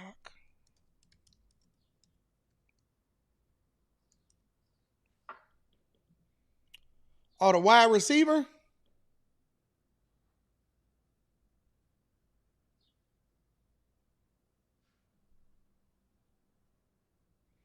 I'm gonna have to do some research on it. I can't tell what that is. How he lost $26 million. Free to listen to says all those Miss Sanchez super chats could buy AD ticket. You don't know what she talking about. You don't know why she's super chatting. Y'all have no clue on why she's super chatting. But one thing that I would do want to do is I want to get over to Trump because Trump had a meeting with Meet the Press. Let me see if I can get that up for you guys really quickly.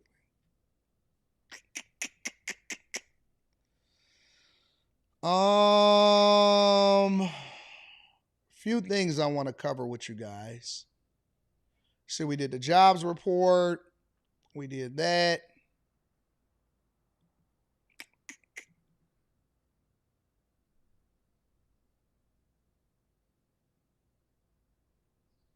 With Kristen Welker. He had got interviewed with her or by her.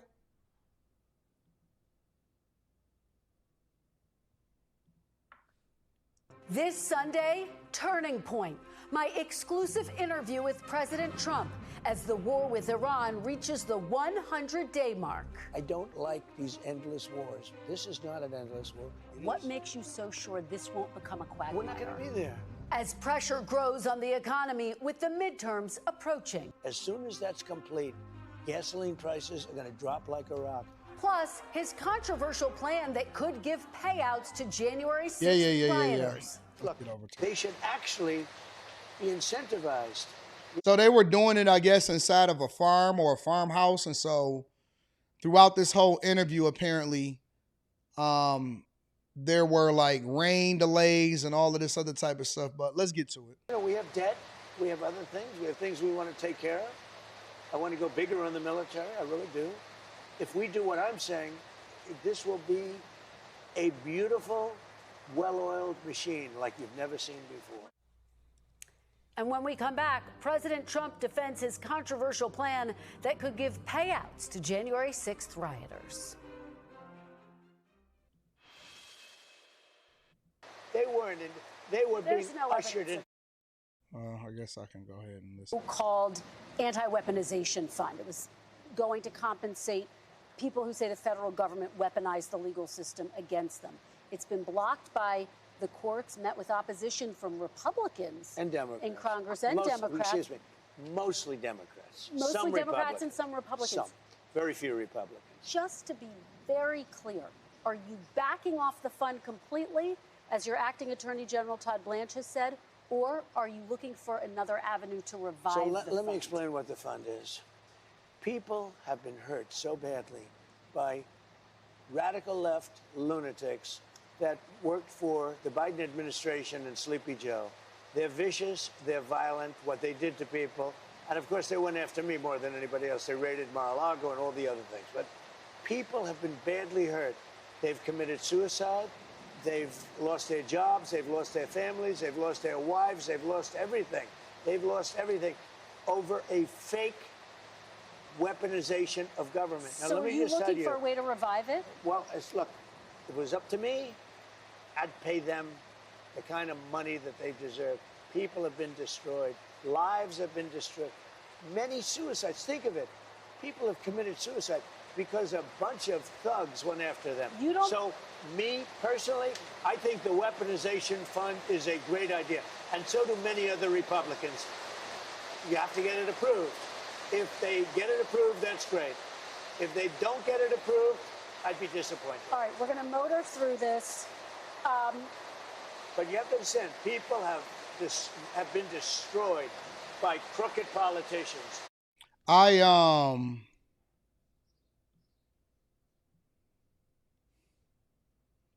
have to disagree on this one. I do think that there were people that were doxxed. It was a lot of people that was unfairly targeted. I think that happens on both sides. I think that there's radical left and there's a radical right. And then I also think that people target people and dox people and they do things to them that is unjustified. But I don't think that this is the precedence that we use to start this. I don't think that there should be a fund for something that people chose to participate in. When you decide that you want to go out into these streets, because some of these people was doing some egregious stuff. Let's just keep it 100% if we're going to be objective across the board. Some of these people were doing some egregious things. They were caught on camera doing some things. And then there were other people that were doxxed and unfairly targeted because they just so happened to be there and they didn't even participate in those egregious things. But let's be clear. There are some people that were participating and doing more than they were supposed to, and that it wasn't just a protest. It wasn't just a protest. And that's where the problem lies, is because if we start setting this precedence and we're saying, well, there should be a fund for people that are illegally targeted, I think it opens up a can of worms and it starts to give people permission to do more egregious things, thinking that they are going to be protected. I understand why he's doing it. It's because he want to support the people that support him.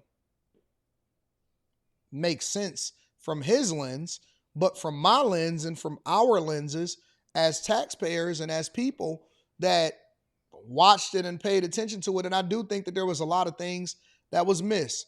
Nancy Pelosi, fake, tried to make it seem like she really cared about the people, had the opportunity to really be able to leverage the National Guard, chose not to. We already went through all of these different conversations. I'm talking about a fund that is put together to, in my opinion, not compensate or make right, but to reward bad behavior that went overboard. I think that I've seen some pride parades and pride festivals and protests that happen over the weekend because they say that this is Pride Month. And I've seen some people doing some egregious things that was beyond what I think that you should be able to do in a peaceful protest. I don't think that those people should be shown any respect whatsoever, nor should they ever be compensated if something happened to them.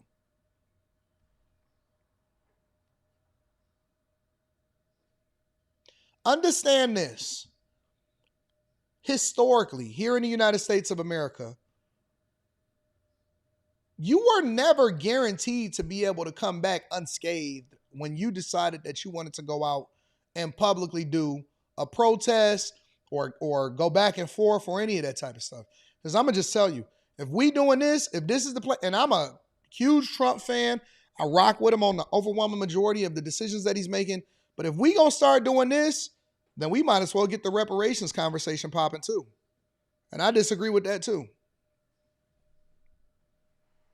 Just keeping it 100. If we're going to do this, then we might as well get the reparations conversation in motion too.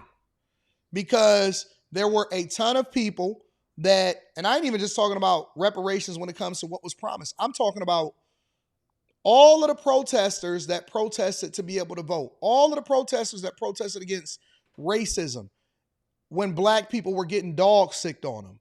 When people were getting abused in that way. And they were actually on the right side of history in the civil rights movement, right? When they did stand-ins or sit-ins or freedom rides and all of this stuff. No. Listen, my understanding of it is that when you decide that you want to protest, you putting it all on the line for something that you truly believe in. Own it. It is what it is. The good, the bad, if you're willing to die for it, then put it all up. If you're willing to stand up for it, then put it all up. If you're willing to get into it, if you're willing to get your skin dirty and get arrested and all of that, then put it all up. Freedom ain't free. What you believe in that makes the most sense is not free. And so if you're willing to go all the way for it because you believe that you're making a difference for the future of our country or for future generations or whatever, then that is the sacrifice that you make. You don't get compensated and you don't get rewarded when things don't go the way that you thought that it was going to go. And so while I am against reparations because I, as a taxpayer, is unwilling to put up and go into more national debt in order to do so, I am also against compensating the January 6th protesters. I ain't even going to say rioters, but protesters, because you can't get rewarded for something that you voluntarily participated in and it didn't go the way that you thought that it was going to go. Regardless of whether you're on one side of the fence or the other, objectively, you can't get rewarded and compensated for something that you decided to do. That's where I stand on that. Objectively, and I love Trump. And they should be reimbursed for that. Do you think anyone who attacked police officers on January 6th should get taxpayer money? I wouldn't be inclined to say so, but I have to see it. I can tell you this, 97% of those people, you look at them, the FBI or whoever it was, because you had a lot of crooked cops, you had dirty cops. Comey was a dirty cop. Well, a guy like Bolton was a dirty but cop. there's no evidence. Wait a minute. Oh, you think Comey was a straight people cop? Who pleaded guilty to assaulting police Comey officers. was a dirty cop. No, they but had the people FBI. who assaulted police Listen officers. to me. They had FBI agents ushering them into the building. They had FBI go into the building. Those people walking around, they're looking, oh, isn't this nice? They weren't in. They were being There's no ushered evidence of into the that, building. sir. There's no evidence You of had that. a bunch of dirty cops, and frankly, what they did was weaponization of our government. But, sir, there's no evidence of that. More than 1,000 No, people well, yeah, no, pleaded there's guilty none. to You know what you crimes. do? Try Would looking you- at the tapes one time. Would you take it off Look the at table? the tapes okay, one time. but 172 people did plead guilty to assaulting police officers. You know why they pled Should guilty? they be exempt Because they told they from were going to receiving jail funds? for 15 years if they didn't. Should they? Yeah, you can't use that as an excuse when you say, but 100 and whatever, however many, even if it's one person. That's one thing that I don't like about our justice system. And I've even spoken about that on this platform, and that our justice system is not just, because a lot of times they'll throw football numbers. And this has been happening to black people for as long as I can remember. This has been happening to people that's been getting arrested for as long as I can remember. In order to get a conviction, there's people that's locked up right now that's innocent. In order to get a conviction, a lot of times they will threaten you for the rest of your life being in jail and being in prison. So are they going to hinge that on Trump possibly getting reelected? Or are they going to possibly do the best thing for their family and take that plea bargain? You can't use that as, now, Kirsten, this is a bad faith argument, baby. This is a bad faith.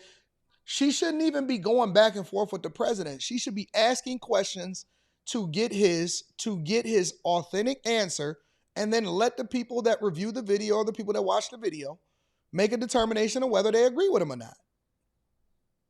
When did reporters start going back and forth and arguing with the people that they interviewed, including the president of the United States of America? When did that start playing out? Everybody trying to make a name for themselves, like Caitlin Collins. Everybody start making a name for them, trying to make a name for themselves by arguing back and forth. You ask the questions. When I interview people in this studio, I ask the questions. The people in the chat, or the people that comment, or the people that watch it, they make a determination based off of whether they agree or they disagree. You ask the question, you lead them to where you want them to answer. Sometimes you can ask the question multiple different times. You can even challenge the president. I'm not even tripping about it. But to get into a full-blown argument with the president is crazy. But I suspect that there's a lot of there's a lot of reporters and journalists that are trying to make a name for themselves nowadays. Pled guilty because they were frightened. They went down. They were ushered into a building. Many of them were arrested without even going into the building. You'd be okay with them receiving taxpayer dollars? The people were destroyed by dirty cops and by weaponization. Many of those people should be compensated. Now, with that being said, as I understand it, the weaponization fund was going to set up a group of people, people that could be picked by anybody, fair people, smart people, and they will go on an individual case basis. Okay. Now, I don't know what's going to happen with the weaponization fund.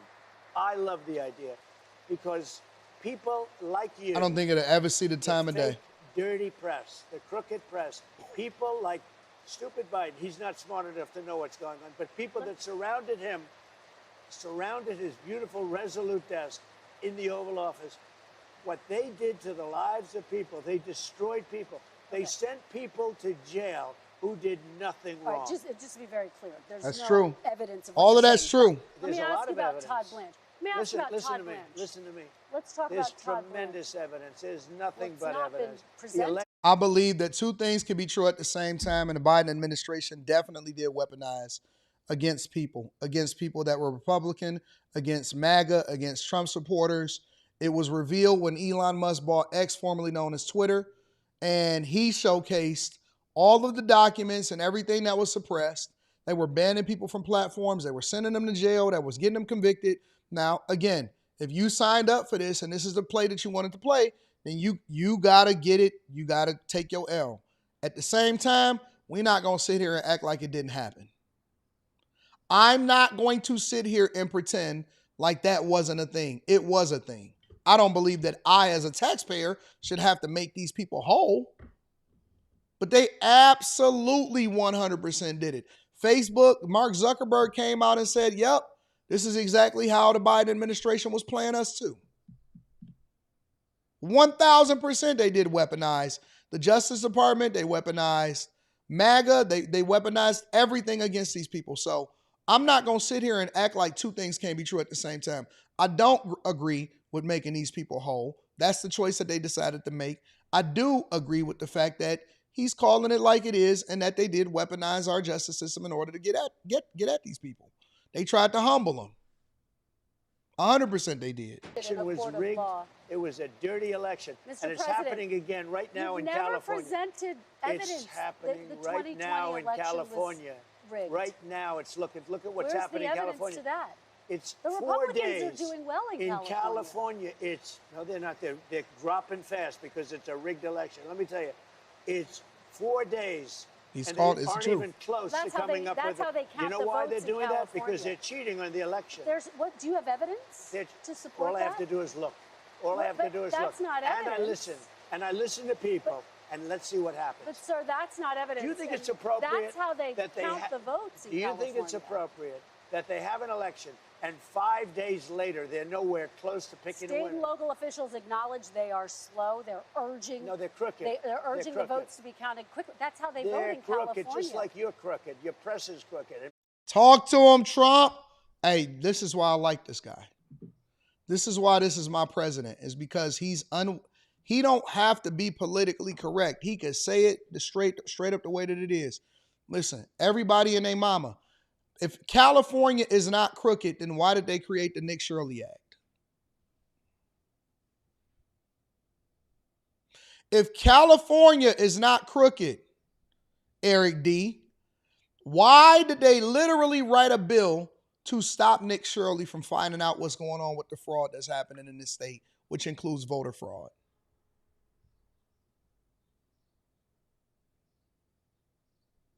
Just curious. Because we're going to sit here and play this game. We're going to play semantics. We're going to play all of this foolishness. But see, we're going to get down to the brass tacks of it, and we're going to really, really address this for what it is. If California is not crooked, because you know what I hate from people? I hate when people don't know how to balance evidence and truth. What my eyes see don't necessarily have to reflect what we see happening, as far as, because we know that there's crooked politicians. We know that there's crooked business people. We know that these people are crooked in California. Why are they against voter ID? Why? In most elections, literally in the national election, you find out just like that. Why is it taking 5-6 days to count a primary in an off election year?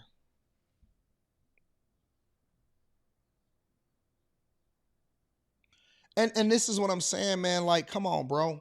We got to really, really call a spade and address it for what it is and stop playing games, man. We shouldn't have to keep playing games. We shouldn't have to keep playing games. They shouldn't be doing the Nick Shirley Act. They shouldn't be fighting against voter ID. They shouldn't be doing all of this other foolishness over there in California. It's the biggest place for fraud.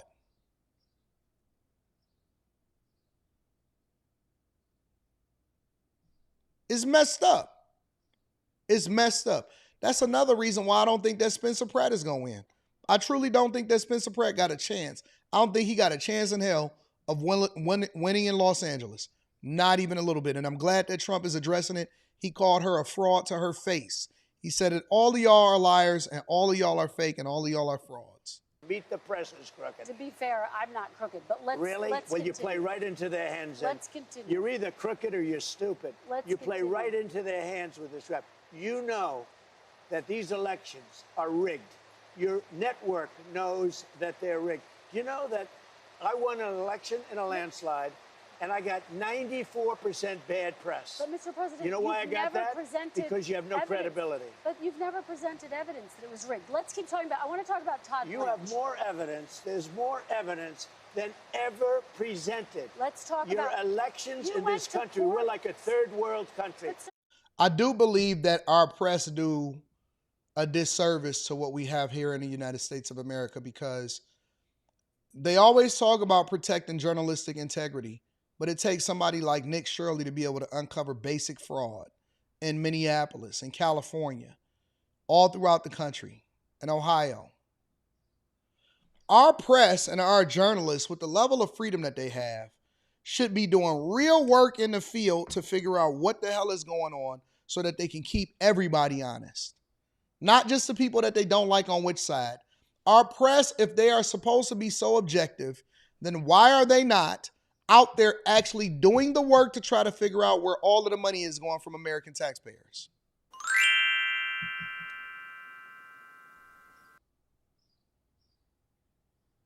They should have been all up and down Nancy Pelosi like a wetsuit. They should have been on top of Nancy Pelosi like a wetsuit. We should not even have Congress members trading and getting rich off of insider information, but they're not tripping about it because it's all targeted. It's all targeted.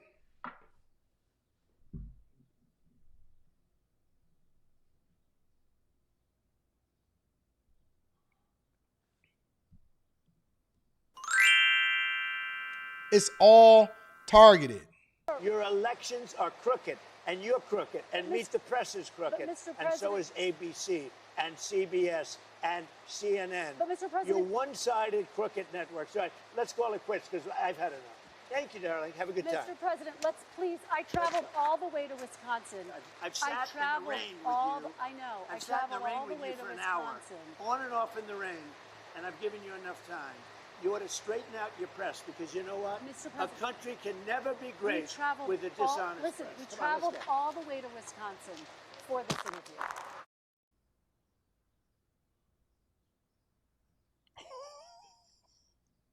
I didn't know this happened.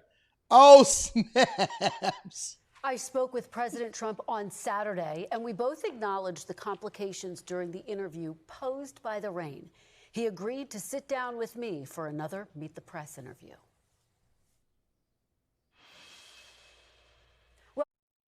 Yo, shout out to Trump for holding it down. Welcome back. The panel is here. Carol Lee, NBC News national security. Last thing I need is some basic people that don't even got a shirt on under her. Where's her shirt? Is this appropriate? And let me ask y'all a question before we move on to the next thing, because I want to get into the Verizon CEO. There was a lot of really important interviews that happened. The Xbox, director that's overseeing Xbox, they talked. I want to get to Money Talk. I want to get to Boosie saying that trans people shouldn't come to his party. All of this type of stuff, right? Is this appropriate?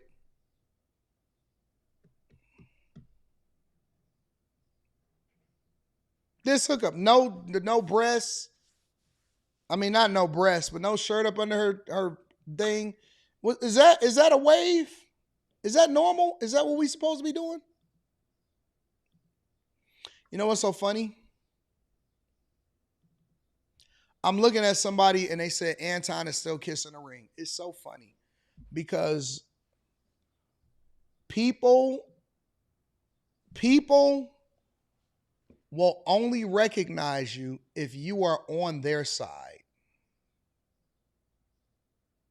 Ain't that crazy? Think about this for a second.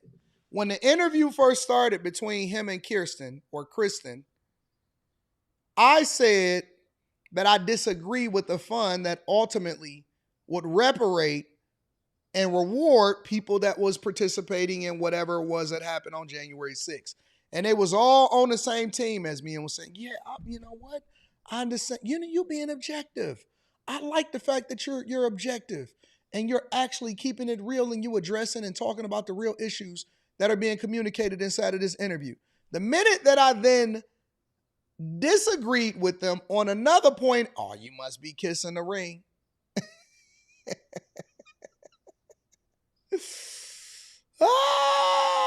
For those of y'all that might not be familiar, Patrick Fobbs said, just like the lawyer from the child case. Yeah, I got him coming on Wednesday morning. Shout out to Sean Kent. Spoke with him this morning. He will definitely be coming on the platform on Wednesday morning. So I will have Sean Kent on the platform live to discuss the case, to discuss the fallout from the case, different details that we otherwise would not have had access to. So the lawyer from Rick Child's lawyer that was able to secure a not guilty verdict will be coming on the platform on Wednesday. All right. So I did announce that in the beginning of the show. I understand that the show starts a little bit earlier. So now that we have over 1,500 people in here, giving y'all some insight on what's going on. Okay. All right. But it is funny how people, they turn around and then they say, oh man, no.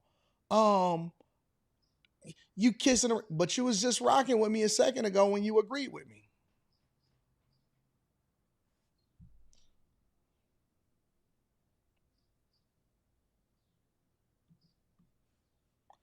For the most part, Anton, I'm with you. I like your perspective. Keep up the good work. God bless you and your family.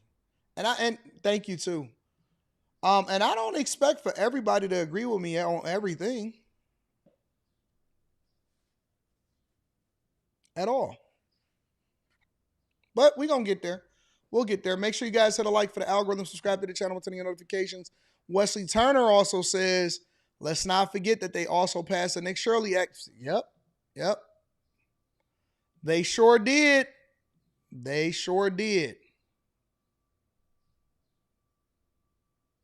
Bossy says, thing is, y'all did, how do you figure we did no research? I covered this before and I did do research about the fund. And that it stemmed from a lawsuit. Come on, man. Listen. Just stop. Thank you. I appreciate you about the new logo. Stop getting mad when people don't agree with y'all just because we not rocking with what you talking about. Just because people don't agree with you don't mean that they didn't do their research. It just means that they don't agree with you. It's that simple. Make sure you guys hit a like for the algorithm, subscribe to the channel, and turn on your notifications. I hope y'all locked in for another couple hours. Yes, the new time, we try to start closer to 9 a.m. Eastern Standard Time, and we're trying to go for at least 3.5, 4 hours every day. That way we can take our time, we can mine through the different subjects, and we can have a much deeper conversation. Someone who has a bag that be moving in the cut, Slim Thug. Shout out to TS Car Wash and Detail Service. I appreciate you for holding me down. QD Executive Suite MLE says, the press is definitely biased and intellectually dishonest. They are not balanced at all and they prey on the ignorance of the public. She was willfully dishonest and played dumb. Nonsense. Agreed. Agreed 1,000%. All right, y'all. Hot Boy 5 says, a man got killed in Houston Saturday trying to recover his son's stolen truck. Send it to me. Send me the link on YouTube. Send me the link on YouTube. And if I got time, I'll review it today. If I don't have time, then I'll definitely review it tomorrow. I want to get into the Verizon CEO. I want to jump around a little bit between the money and popular culture. Because the Verizon CEO actually showed up on Bloomberg, several different people, the Xbox CEO, Verizon CEO. I know that Jamie Dimon from the Chase CEO also interviewed Elon Musk. I might see if I'm able to pull that up. We'll see what's going on. But not Jamie Dimon, the Verizon CEO has ruffled some feathers from people, and people are getting butthurt. And I'm going to read that super chat shortly, Quasar. People are getting butthurt at what he had to say. This is what he was talking about when it came to AI and how their company was being affected by AI. I'm actually going to scrub through and I'm going to move it a little bit forward. End-to-end customer experience. Okay. And that's hundreds, if not thousands, of things that you need to do better. And we are focused on every, matters. Like, I want to see incremental improvement. Let me see. Trying to go do. And so, my view is there's never a big bang in what you're going to do in front of customers. Because if you can do a big bang, then your competitors can do a big bang. Shout out to It's Free to Listen. really, it's unfortunately, it is like having a long-term plan, and as I say inside the company, every single day matters. Like, I want to see incremental improvement every single day. And so learning to use the tools of our time, whether that be AI in how we serve customers much better, whether it be specific offers we put in front of you, elements of the value proposition. So when you see things, expect that there will be other things a month from now, the next month, the month after, because it's got to be a steady drumbeat of improvements. When it comes to encouraging your staff to use AI tools, what's your stature? What's your stance on that? And specifically, I think early on, a lot of businesses were saying, hey, get out there, use as much as you want, create things, create chatbots, build agents. Have you had to become more disciplined about that? And what are your marching orders when it comes to using AI tools to make either the workplace or the customer experience better? Well, I'm pretty outspoken on AI, as some of you may know. And I think as leaders of companies, I think we have a responsibility to talk about what could happen as a result of implementing AI. Yeah. It's clear to me that whatever we have right now, these are the worst models that we will ever have in our lifetime. True.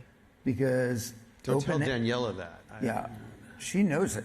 Like, she'd be the first to say it. I get your right? point. Yeah, OpenAI is going to release 4 models, new models, between now and the end of the year. Each one of them will be a step function improvement from where they are today. And so it's clear to me that AI will do at least 3 things inside the company. It will dramatically improve our productivity levels. It will dramatically improve our ability to satisfy customers. You know, in the last 3 months, we've been experimenting with agents that are replacing some of our customer service reps. And those agents, their customer satisfaction rate is 1,280 basis points better than what we had before. Think about that. If it was 50 basis points, that'd be a big improvement. So our ability to satisfy customers, our ability to ingest all of the data around you, like, you may think of yourself as one customer. We think of you as kind of like the sum total of what lines, are under your account. Do your kids on your account? Where do they call? How do you use it? Do you have a Nest associated with your broadband service? And so we need to see all of that to be able to satisfy you. Somebody in the chat says he's being honest. Agreed. What you see from a lot of executive leadership right now is they're choosing their words very carefully, while at the same time trying to be honest, semi-honest. And when I say semi-honest, thank you for the super chats. I'll be reading those super chats throughout the show. When I say semi-honest, I'm saying it from the lens of they're careful not to scare you into believing that you need to pivot really, really fast.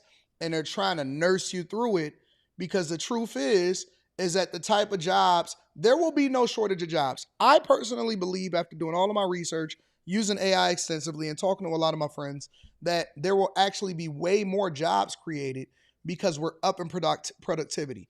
What a lot of people believe is that, oh my God, all of the jobs are going away. Let's hurry up and start talking about getting a paycheck. And so let's all be on universal basic income. That's not what's going to happen. What's always going to happen is that we're going to need humans to do things and to program and to develop and to maintain and to do all of these different things, right? AI, in the way that it's being used over the next 10 years, is not a replacement tool. It's an enhancement tool. It's made so you can be more productive and better at what you do and to be able to pump out more and do more with less resources or less help because you learn how to use the tools effectively. What happens after 10 years is a completely different conversation, and I'm willing to have that, but let's speak to what he's talking about right now. These basic menial jobs. And you know what's so funny about it is that I remember during the 2024 election, one of the biggest talking points was, is this a black job? Is this a Mexican job? All of these illegals over here, they do the jobs that we don't want to do. Now, all of a sudden, don't nobody want a job. Everybody want universal basic income. And what he's basically saying is, and as a person that worked in UI, UX, and I've had to study and sit with customer service agents at banks, customer service agents over at Butco. A lot of people don't even know what Butco is. We used to do insurance verification in order to save companies money. In order to do a lot of these verifications, I sat with these agents and we used to gamify. And what gamify is we would have a leaderboard based off of who was the most productive. How we created more productivity with them is we would use tools like Salesforce. Salesforce, when you call into a place, right? Let's say you having a problem with your banking or your Verizon or whatever. And so the agent answers the phone. But first, before the agent answered the phone, what we were tasked with was creating tools that allow for you to self-serve. We had a whole project called self-service or ServiceNow. And what that would do is it would force people that called in to fix a problem themselves instead of always needing to speak with an agent. For example, it would take certain tasks that an agent would talk to you about or somebody over in India, because really, people in the United States of America is not even affected by it. It's these Indian jobs. It's these overseas jobs where you used to make a phone call and have to talk to somebody that you didn't even know if they knew the language or not. But let's say, for example, you needed to reset your password. Well, you can do that now. And so the prompts would say, well, if you need to reset your password, A, B, and C. Or you can do it on the app now. Do you know that there's people, we've been trained so much to self-service that now, in a lot of instances, we prefer not to even go into the bank. We prefer not to go into the bank. We'd rather do all of our transactions, our transfers, our Zelles, our payroll, everything on this. There's people that have bank accounts with no branches. And it's funny because you'll sit here and listen to people and they'll tell you, well, no, Anton, we're always going to do this. I prefer to do this. No, you don't. Because in your everyday life, you've actually adjusted without even knowing that you were doing it consciously, self-consciously, you've adjusted to your environment. Kay Cooper just said it. I hate going into banks. Do you know that it was a time where people were saying, oh man, what are we going to do when y'all get rid of all of the tellers? When y'all get rid of this? There's locations that only have ATMs. They don't even have customer service agents. So we would teach people to self-serve. That's when you get FAQs. That's when you get people going through the prompts. When you call in on this device, right? Or let's say, for example, I had developed something to where, you could basically get on a queue. And so to get a call back, that's a part of self-servicing. Why do you think that they put you in queue? You think that they put you in queue and they say, well, listen, we can give you a call back at this number because all of our service agents are busy right now. That's not true. That's not always true. A lot of times that is a setting that they set forth to lower the call volume, because what will happen is people will go and figure it out for themselves instead of waiting for somebody to give them a call back.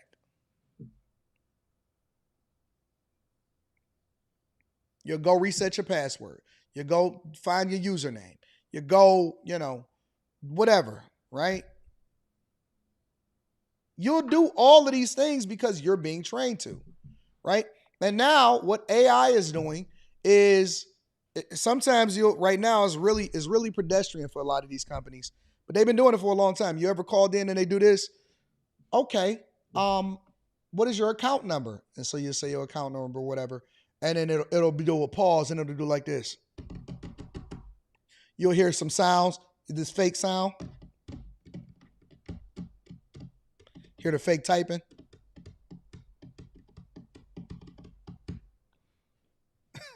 They're trying to make it more human-like to make it representative. Okay, in order to send you to a representative, please tell me the nature of what you're calling about. Representative. Okay. Please tell us what you're calling about. I'm calling in order to get my reset my password because this and that, so on and so forth. Okay. You can also reset your password on this.com by going to this, and that. Do you still need a representative? Yes. Okay. Transferring you to a representative now. So then, when y'all get into the representative, they're using software to click through. They don't know the answers. A lot of y'all don't even know this. Most people that work in call centers, they have no clue. A lot of them are newer. Some of the people that have been working there for a little bit longer, they know what to do. They know how to get it through or whatever, but they still got to document what the call is because it's tracking information now, right? But in most call centers, most of these people have no clue what you're talking about.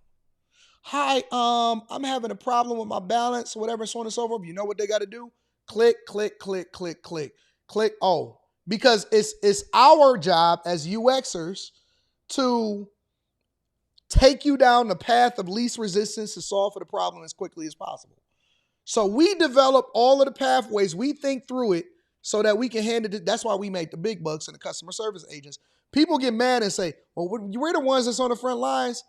You just using what I gave you, the tool that I gave you to be efficient. That's why you want to start educating yourself and actually getting paid for what you know instead of getting paid for what you physically do. Continue different, whole nother conversation. But we would have you click through using the software, right? Because the people that made the money is the ones that developed the software, the ones that implemented it, the people that sell you the software, and the people that use the software in order to create a pathway for you to service the customers. So you clicking through, oh, bank balance problem, and it'll give you a list of new options. This and that, this and that, and this and that, and this and that. So they're giving you answers based off of what we program for them to say inside of the software. So let me ask y'all a question now. Since you know this, how is it any different than AI?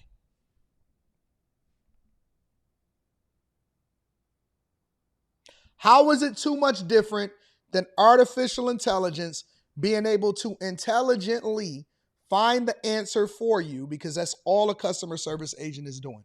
So when this Verizon CEO, when everybody getting mad at him for telling the truth, what he's basically saying to you is, we're going to retrain you, or you're going to have to adjust to the new way of living in order to get a better job and get paid more money, because we're not going to need you to do these menial tasks, because we already see where the gap is between where we're at and where we're going. And then finally, AI is going to radically redefine our value proposition. I mean, my view of this is that we have an initiative inside the company called Every Customer Has a Name. And that means that every customer is individual. How we respond to you should be empathetic, but every part of our value proposition should be tailored to the three. Hit a like for the algorithm, subscribe to the channel and turn on your notifications. Make sure y'all tap into the Patreon. The link is in the description as well as pinned to the top of the chat. 100 plus different ways that we can look at you. And oh yes, they are working from home. I hear y'all bad kids in the background, or I hear the video games inside of the background. That's why they started making y'all come back into the office. And tailor a proposition to you. To what extent does AI just completely replace, if they're so much better, to what extent does AI replace human customer service agents completely? For sure, you're going to see disruption in with AI in certain job functions. I don't see how that's not possible. And I don't see how anybody can look people in the eye and say that's not possible. What percentage of customer service gets displaced? They're never going to tell you that part. It can be a large not specifically of customer service. I think that function, is a function that has a lot of rote parts of it. I forgot my password. What's my billing amount? Those are all simple and easy things for an agent to go do. More complex things will be a combination of human and machines working together to satisfy. What that doesn't mean, like, you will have functions that will be disrupted for sure. And I don't see how anyone, again, could say that they won't be. But you will have, like what we're seeing in our customer service right now, is the rote stuff can be done by agents. More complex is a combination of an agent and a human working hand in hand to be able to satisfy that customer much better than either of them could do alone.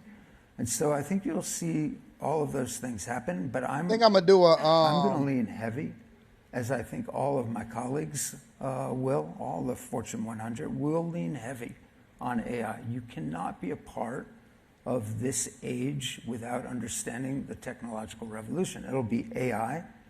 I think personally, I don't think that workers are going to be necessarily replaced by AI. I think that every worker will have to know some form of AI in order for them to be. In the same way that we basically require you to be able to type and use a computer, there was a time where people couldn't type.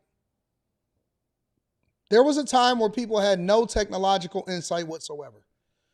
There is a group of people that existed that are still alive today that until they got their phones, they didn't know anything about technology and they didn't want to know.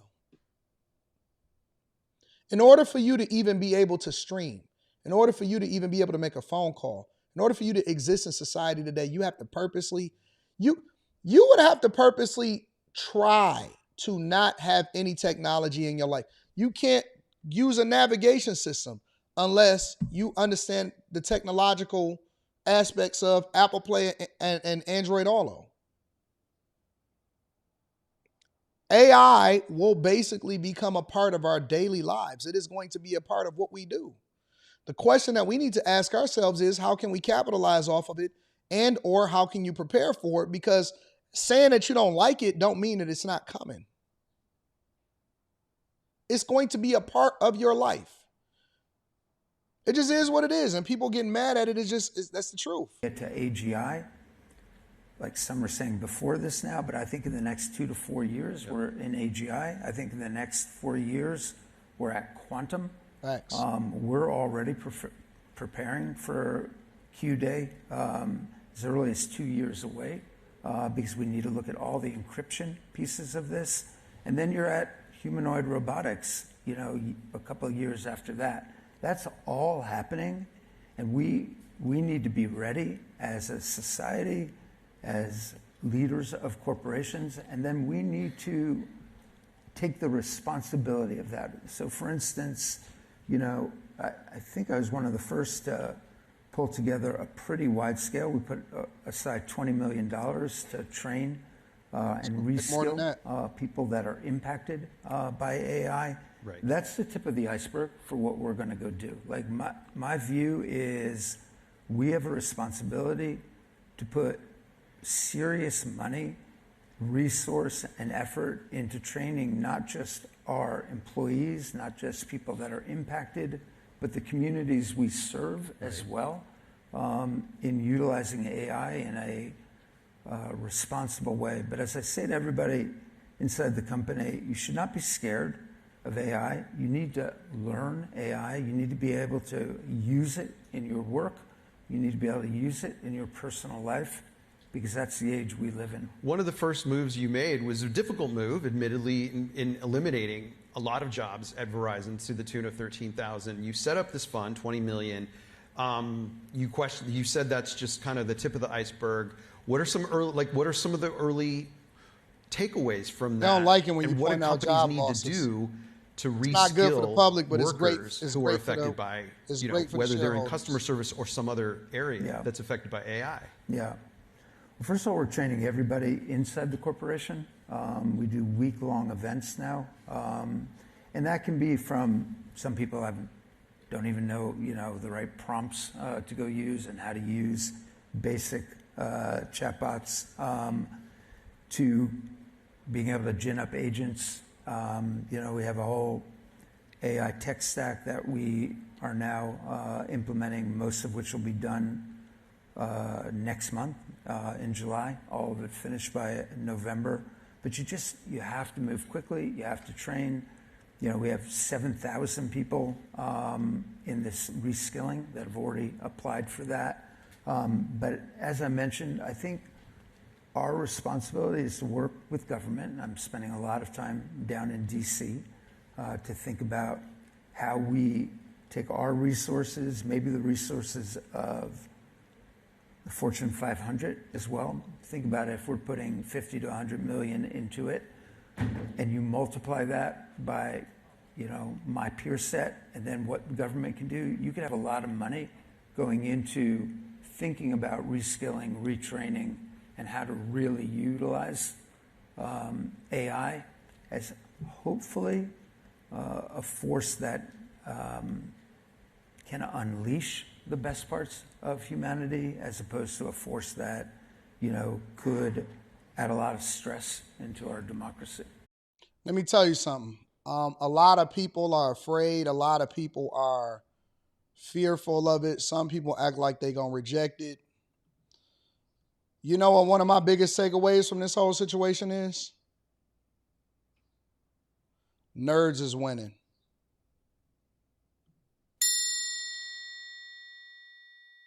Nerds are winning. Intelligent people will win.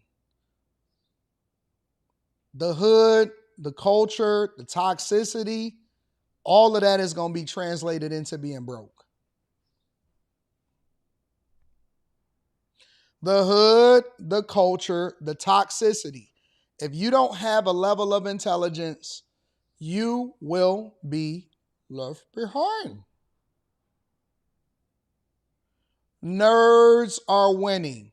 And so all of the time that they spent trying to villainize and trying to make it seem like you a sucker, you a lame because you're not educated, that's the new wave. That's the new wave. And the ones that's going, I told y'all, we're not even in a race war. We're in a class war. Which, you know what, I'm going to jump around a little bit. I want to go and talk to my Asians in the next portion of the show. We're not even in a race war. We're in a class war.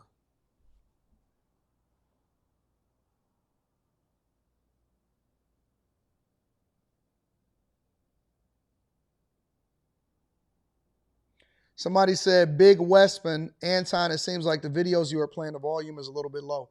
Or maybe I'm just too loud. I don't know. Is the volume too low on the videos that I've been playing to y'all? Let me know inside of the chat before we go over to the next video. Because I can adjust them to make them go higher.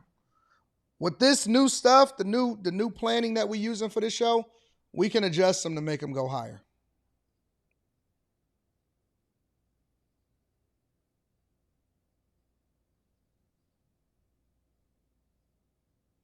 People saying they're not too low.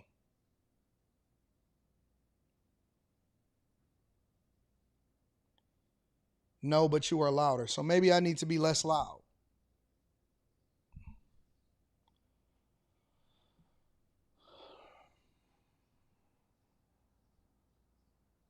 Volume is great.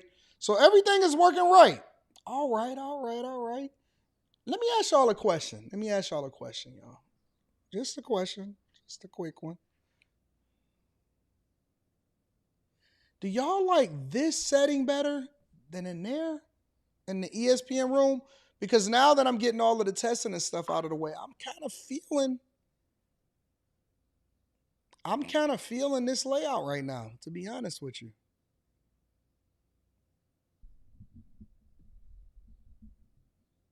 I ain't gonna cap. I like this layout.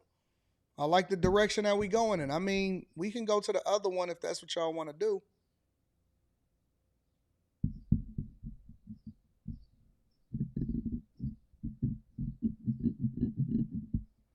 I'm looking to get feedback.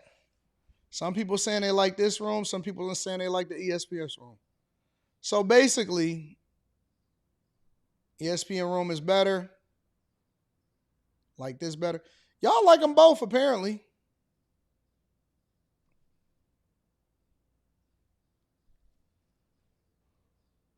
Maybe I'll alternate between them both. Yo, what's going on? Yeah, but you're not on loud. What's going on?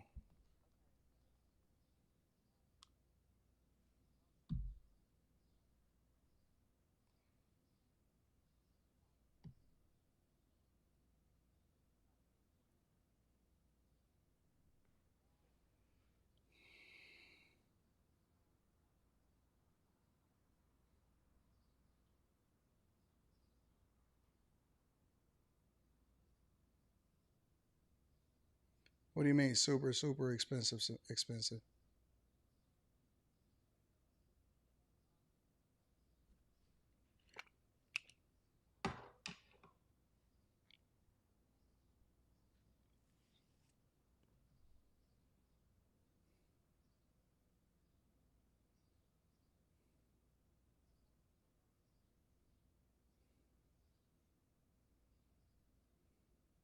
Or just find out what the best option is and then let me know.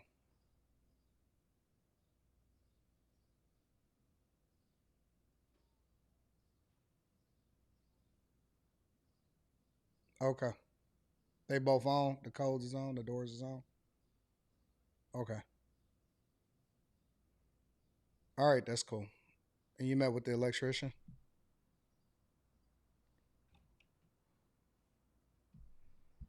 Why?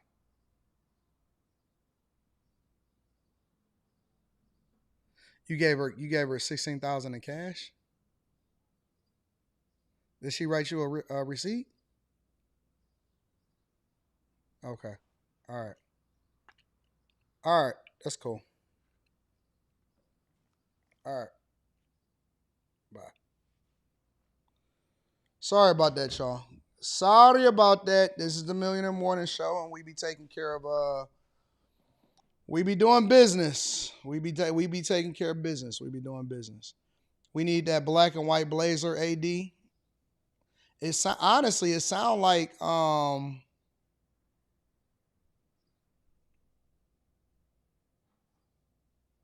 we'll figure it out. I got an idea. Quasar says that logo was fired. Thank you, Quasar. I had to fight with your car about it a little bit, but we there. Free to listen to says, love the new platform. My super chat looking professional. See that? See why we elevating with y'all? Johnny D says, but Fox News is biased and in complete favor of Trump, are they not? Trump only likes those who praise him and not challenge him on his lies.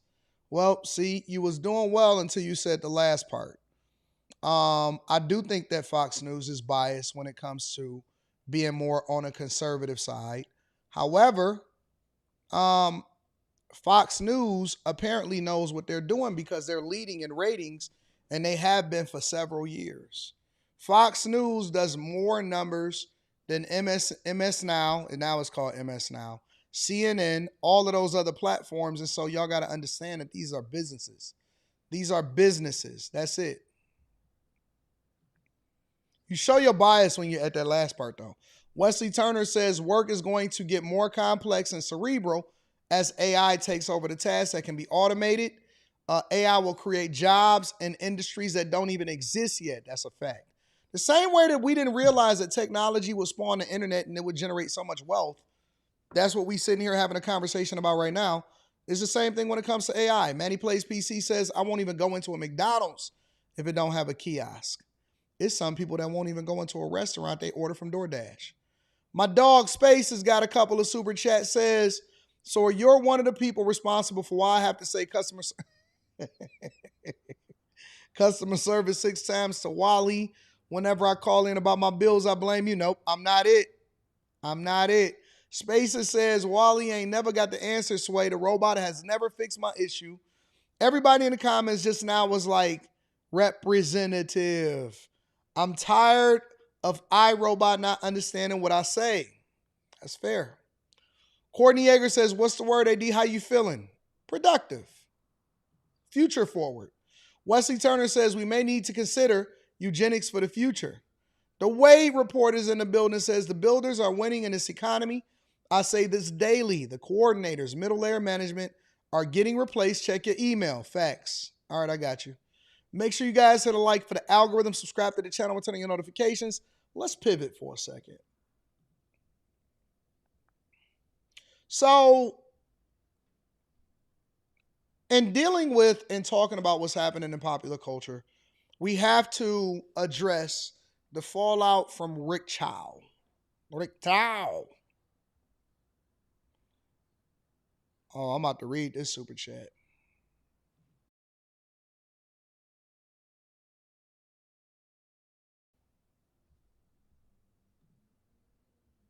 Let me see.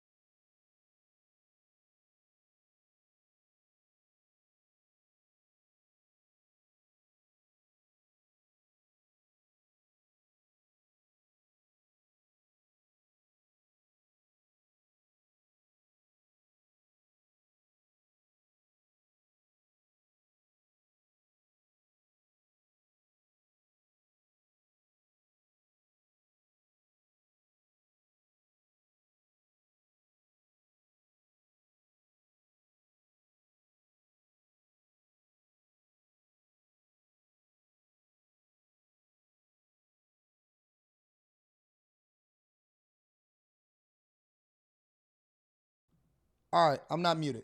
Thank y'all for letting me know I'm unmuted now. Here's my question as we deep dive into this conversation. Are Asian people pandering to black people? That's my question. Are Asian people, because there's now a clash, we all know that there will be no issues when it comes to death within the black community. So we're gonna cover 3 more subjects for the rest of this show. All right? We're going to cover 3 more subjects for the rest of this show. The first subject that I want to cover is what happens in the Asian community. The second subject that I want to cover is what goes on in Chicago as an example of the opposite of what's going on in the Asian community. And then the third, we're going to revisit this whole conversation about technology, and I want the Xbox CEO, the new Xbox CEO, to speak on it, right? But here's my question for you guys. Are Asian people pandering to black people in order to get support or to not be held accountable over the whole Rick Chow conversation? Make sure y'all hit a like for the algorithm, subscribe to the channel, and turn on your notifications. Y'all ready?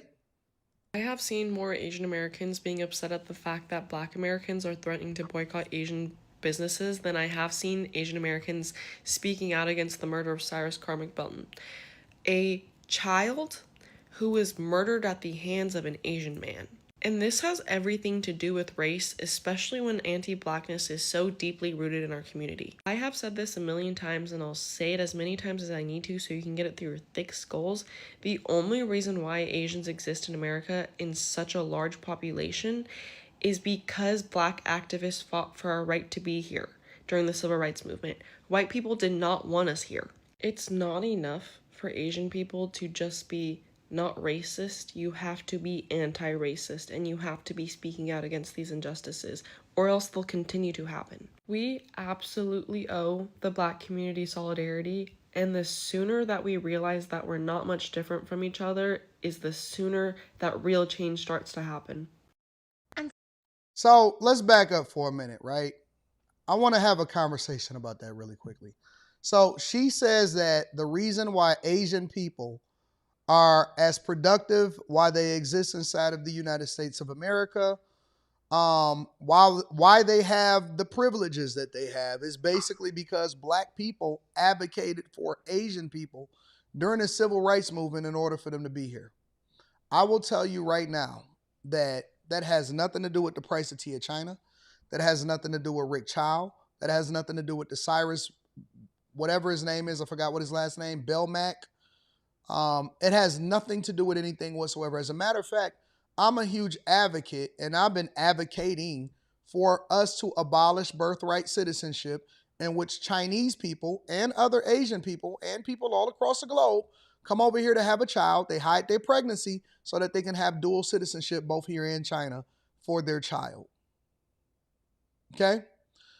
What usually happens is there's offshoots that benefit from things that black people have fought for, which is why I say the civil rights movement has been hijacked by feminism and the LGBTQ and diversity, equity, and inclusion, and the second wave of feminism, so on and so forth.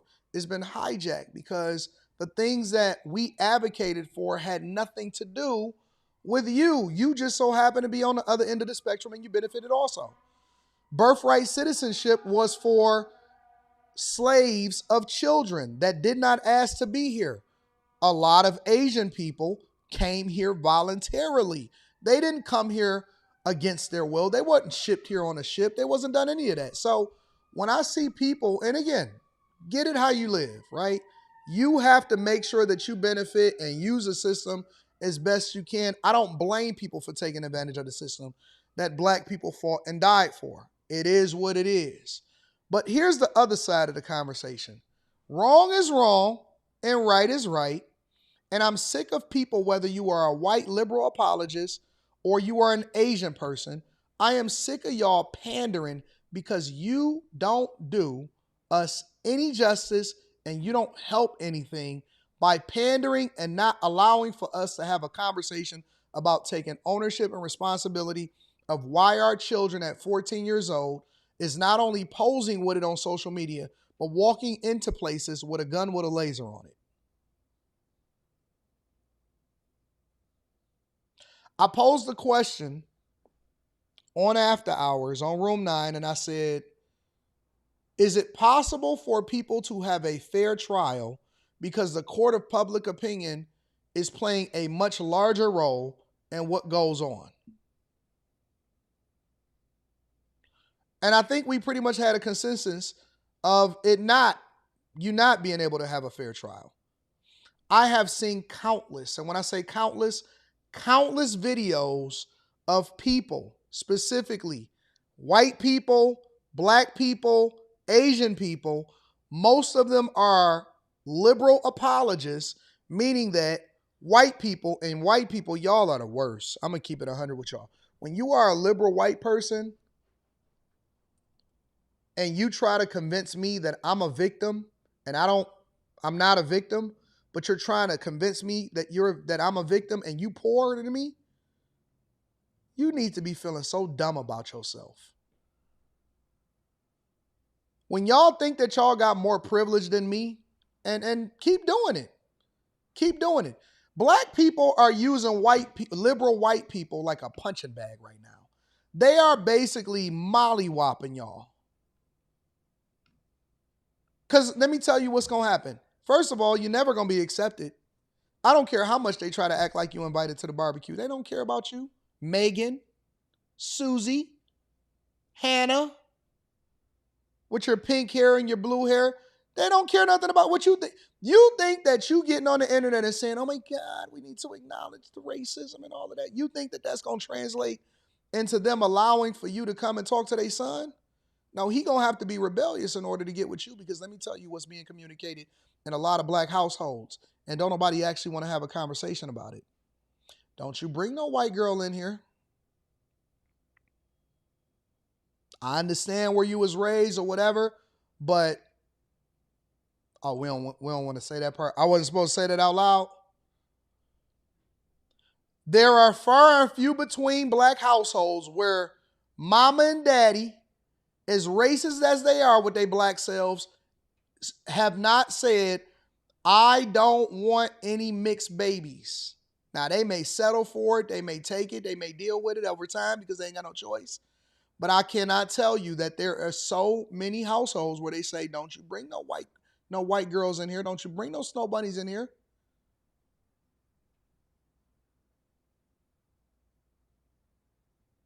Newsflash, everybody is racist. Everybody is racist. That's what they won't tell you. Everybody is racist. Most people. And when I say everybody, obviously I'm not saying all, because I know that there's a majority of the people in this chat that's not racist. But everybody, as far as their culture and a lot of the things that they were raised in, you got to detach yourself from that. Because I cannot tell you. You can't say, I'm not racist, but don't you bring no white girl in this household.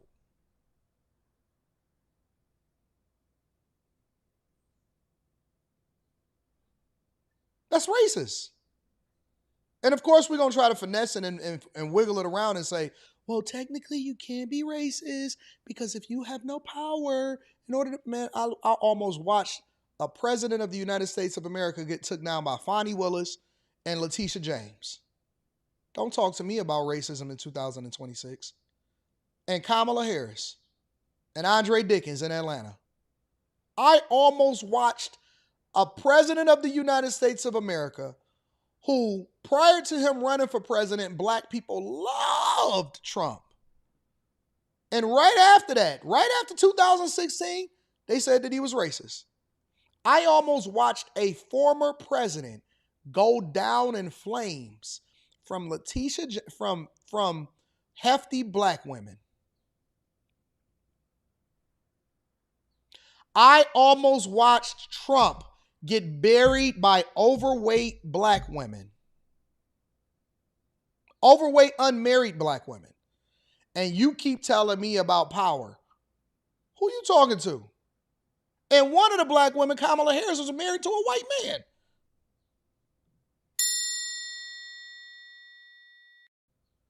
One of the... I'm going to answer your question. Just a brown girl in America. You said, Anton, so you think it's racist to not want your lineage mixed? No, I don't. I think the foundation behind why people say don't have no white babies, don't bring no white girl in here is racist. Your preference is completely different than the reason why you telling your son don't bring, because all of the conversations that lead up into that, just a brown girl in America, is how evil white people are. It's not what your preference is. It's what led to you saying that in the first place. And most of the time it comes from a place of evil, hurt, racism, and ugliness. 1,000%. 1,000%.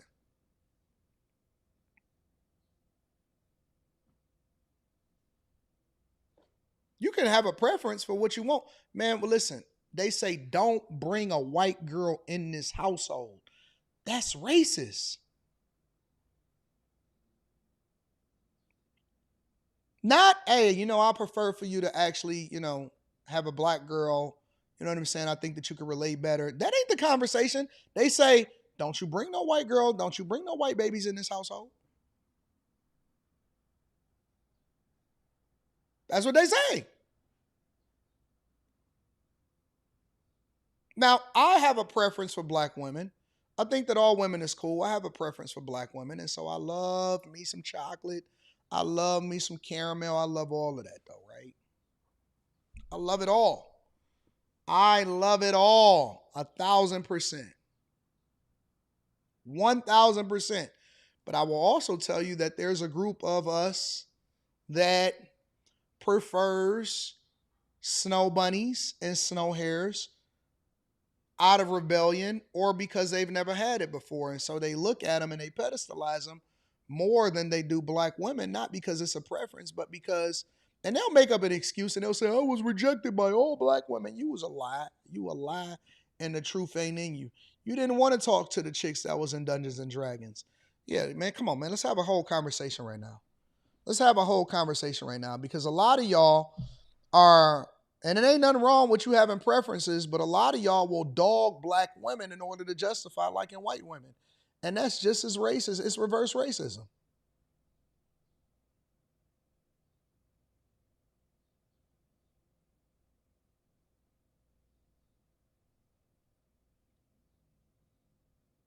Oh, now the guys don't want to, now they feeling some type of way.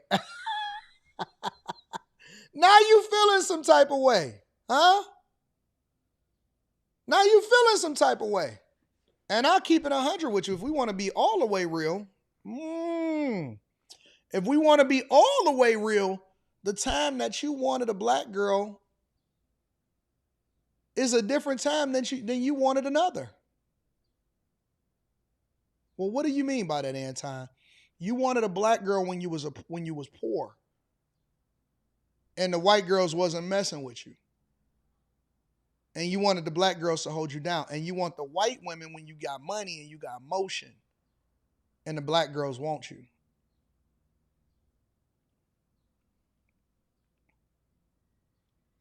When you was poor, your hair was raggedy, you was busted, dusted, and disgusted. Because you ain't had no motion. It ain't had nothing to do with the fact that they didn't like you. It was because you was unlikable. Nobody liked you. Nobody liked you. And the girls that did like you, you didn't like them. And so the girls that you didn't like, now they feeling some type of way because they saying, well, the black guys didn't like me either. And so both of y'all was supposed to be with each other, but neither one of y'all liked each other because both of y'all was dusty at the time. So now y'all glow up, and now you have a preference for something that didn't like you, but you didn't have access to. And so now you trying to make it seem like, well, you know what? It's all them, it's all them, it's all them. There's never all of anybody. You just glowed up. The black girls felt rejected by the black boys because she was dusty and she hadn't grown into herself. And so she was Black Swan and she was going to get better and she was going to have some motion. And all of us, we grow up. And the guy that she wanted didn't want her. And it's the same for the other boy. And so now y'all saying that everybody is against y'all when in reality you was just dusty at the time. It ain't nothing wrong with that. You had to grow out of it. And that's why racism is dumb. Because it's all based off of our perception of who we are and what we think people think about us. And we don't even know everybody. You have to evaluate every single person based off of who they are and their character alone.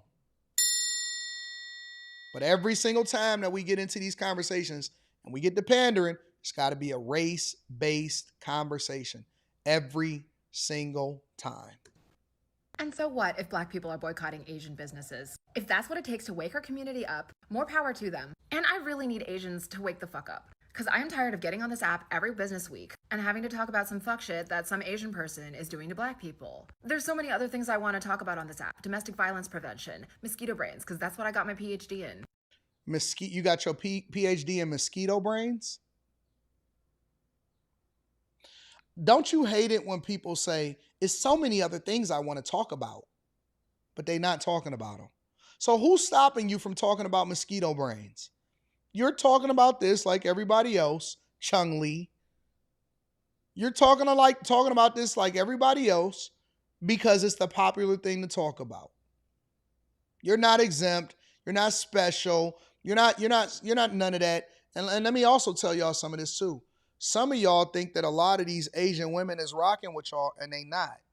Some of these Asian women is aged out, and Asian men don't like older Asian women. And so they then go to you, and you think that they so awesome and great, when in reality, they choosing you as a second option.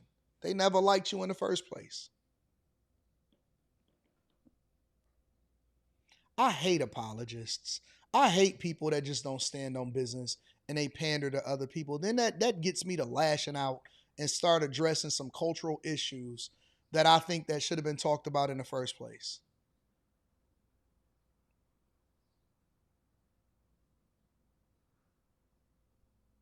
It is. It's pandering. It's pandering to black people, pandering to the black audience. I don't mind you boycotting our businesses. Shut up. Shut up. Shut your thin lips up. Shut your chapped lips up. Lying to us. I can't stand when people pander. I don't like it when men pander. I don't like it when Asian people pander to black people. I don't like it. I don't like none of this pandering nonsense. Go get your passport. I don't care. Listen, I don't care if y'all go over there with y'all passports and y'all ruin their culture. I don't care where you get y'all, for whatever reason, y'all think that we just be laughing at y'all because y'all think that a passport is for box. I don't care. Go and ruin their culture. Don't make no difference to me.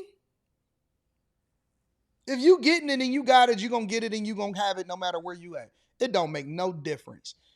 Listen, that passport nonsense, if you if you cool and you chill and you comfortable in who you are, you're going to be that no matter where you go. I ain't never met a dude that had to fly overseas in real life that got motion and that was worried about what these chicks is out here talking about and what they doing. Because they going to break the rules for the dudes that they like anyway. Do what you want to do. Have at it. Go and ruin their culture. Go and ruin their culture. I don't care. I don't identify with you. I don't care. Have at it. It's gonna be a little bit more difficult because Spirit don't fly to the Dominican Republic no more. Spirit don't fly to Colombia no more.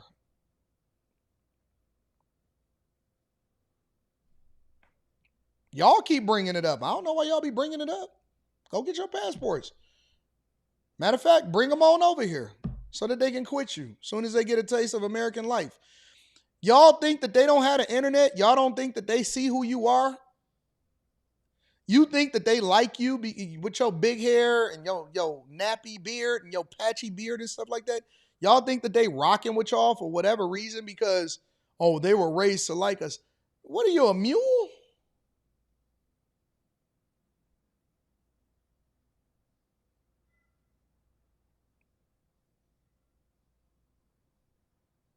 Oh, she like me now. Everybody all on her family like, they be speaking Japanese. Bring them over here and see what happens. See if she still like you once she come over here. And she get that green card. No, I want to keep her over there in bondage. No, we're going to keep her over there in bondage. That's why they be scared to bring their girl out. That's why they be scared to bring their girl to the United States of America. It ain't because, oh man, no, it's the cultural issues. No, it's because you scared to bring her out of bondage. Because she going to be like, give us free. You don't think that she know that you poor in American dollars?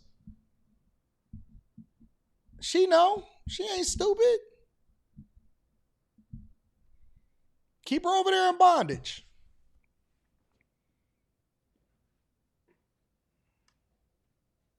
I'm not going to bring her over here because she going to get poisoned by American culture. Yeah, I heard that one before too.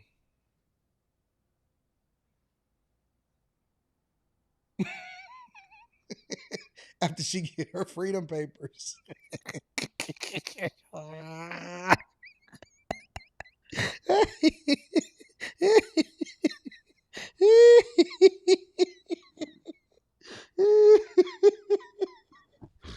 Oh, she get her freedom papers. You done for, buddy.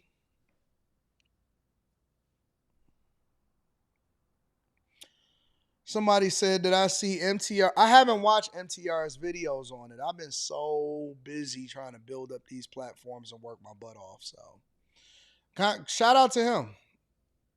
My writing process and how I write sci-fi novels and how I write, yes, the small business that I run because I write those sci-fi novels. But instead, no, I always see some Asian doing some model minority stuff and then I feel a moral imperative to talk about it because it ends up in the death of innocent people like Cyrus Carmack Belton. I am sick of watching our country slide into fascism and watch the Asian vote be split because so many of us want to ally ourselves with our oppressors. And in my personal life, I'm tired of not being able to trust Asian people that I meet because so many of you would throw Asian people under the bus for white acceptance. And on top of that, a number of my friends are Black people, and I don't want to have anybody in my life who is unsafe for my friends. Let me tell you what this is really about, and then we're going to get to the next subject. We got a couple more subjects that we want to tackle. This is not about whether or not they actually rock with white people, rock with Black people. It's whether or not they actually are bitter and racist towards white people. That's why they're using terms like fascism and racism and cultural norms and all that. I'm friends with Black people. You're just a token, big boy. You're the token. They don't like you anymore. It's just that they feel less than white people.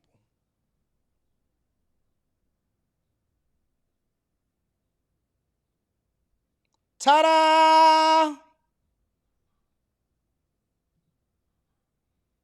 Ta-da! You thought it was about you, didn't you? It wasn't about you. It was never about you. It was never, ever, ever, ever, ever about you.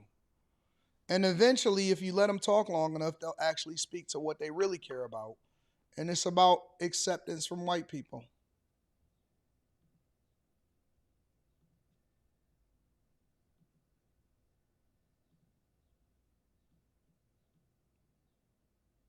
And it's so funny because, like, again, we talk about black people, and I've seen countless videos of black people going off about the whole Cyrus thing.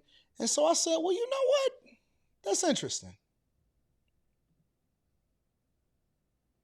That's very, very interesting, right?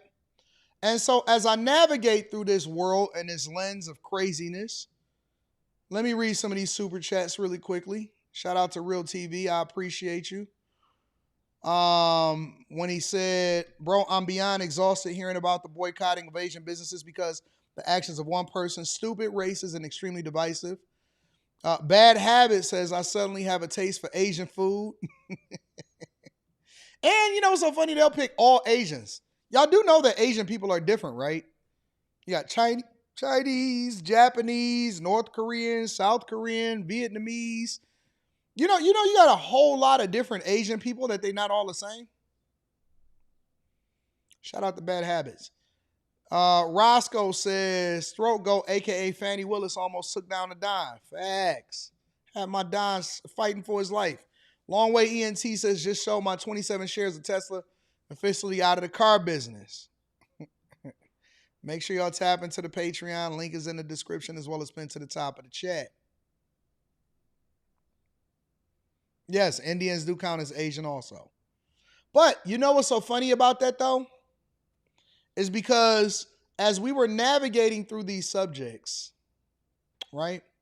Navigating through these subjects, I thought it would be interesting because one of the articles that people continue to send to me over this past weekend had nothing to do with Asians. Had nothing to do with Rick Chow.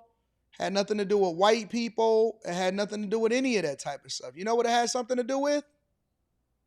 Breaking news coming out of the back of the Yards neighborhood where 2 men are dead and 5 others are hurt after a mass shooting overnight. Our Darius Johnson is live near 51st and Wood. That is where detectives are still investigating what exactly happened here.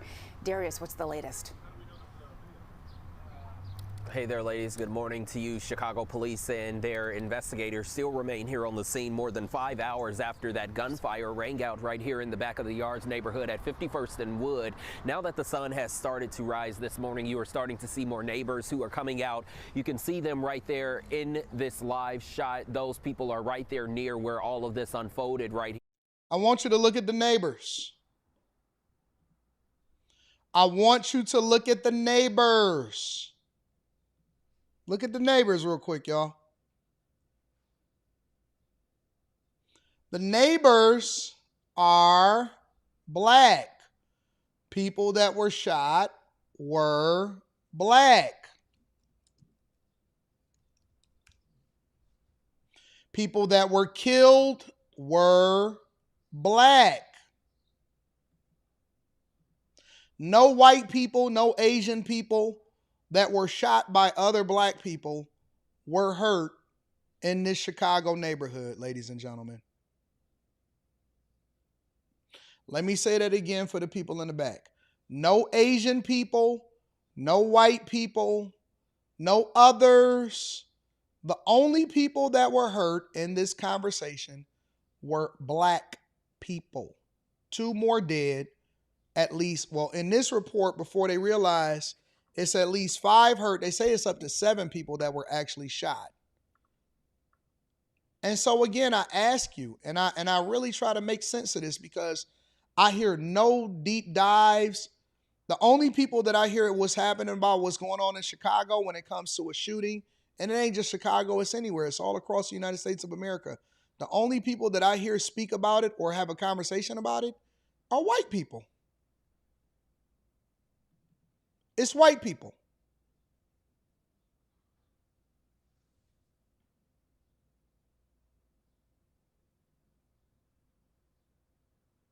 every day, every single day, a black man and woman, because it was women that was shot. One of them was shot in the head.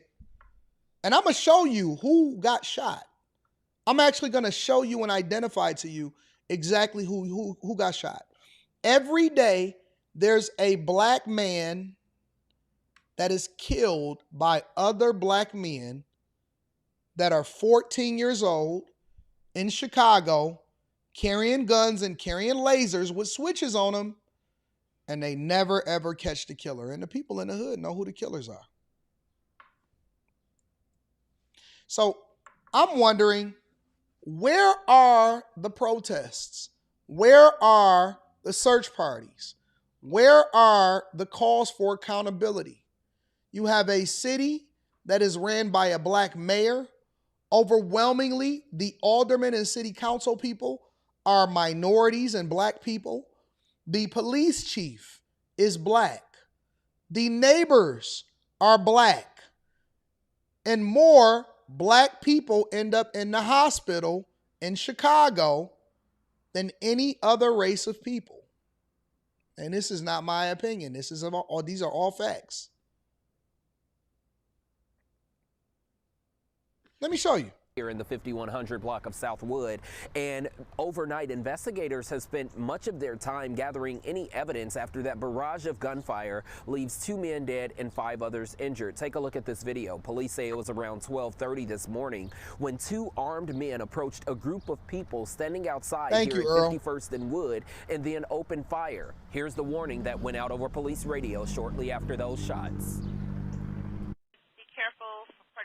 For the offender guns, they had 3 machine guns, 2 semi-automatics. Again, that address for that is 50 Hermitage. If someone can check on 3 machine guns and 2 semi-automatics. Look at the cones right there on the street. It says 80, 81, 73, 72, 69, 52. That's for shell casings. That's for shell casings. Walking up the street, down the street, see some people standing outside, shooting women, children, women getting shot in the head, guys dying, no regard for human life. Oh, but they was just children. That's a child that is shooting. That's a child. Yes, they were black. And I have friends in the police department. Oh, I got moles all in Chicago. I have friends in the police department. And yes, the shooters were black. Look at all of the bullets. Do you care? Once I give you the information of who the shooters were or what they were identified as, are you going to go out and protest? Are y'all going to fly to Chicago? Or are you going to stand up?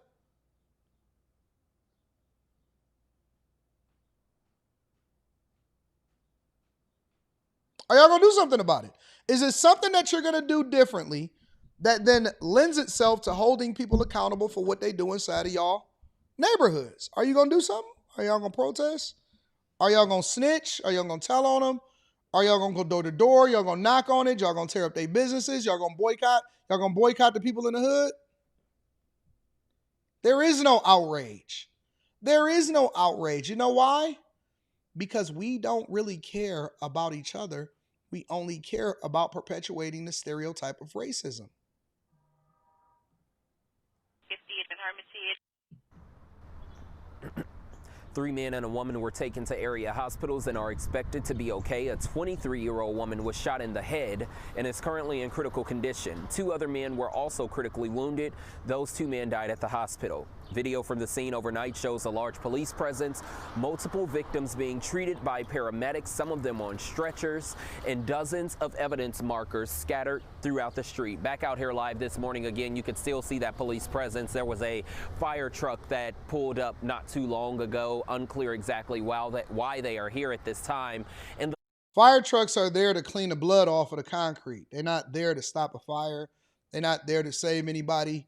They're there to wash down the concrete so that we can get back to some normalcy, and y'all don't think that it's actually a lot of crime that's happening inside of y'all communities. Last hour, we've seen a child's bike being loaded into the back of a police squad car. Unclear how that may be related to this scene because police have not said anything about there being a child or anyone under the age of 18 being involved in all of this. Another thing that we're noticing at the scene as well, there is a red vehicle that is a little further down. That red vehicle was hit by a silver Jeep SUV. It's unclear how all of that is connected into all of this, but it seems to be just steps away from where those shots were fired. In the meantime, Chicago police have not said anything additionally about the suspects besides the high-powered weapons that they were using, and the identities of the two people killed have yet to be released at this time.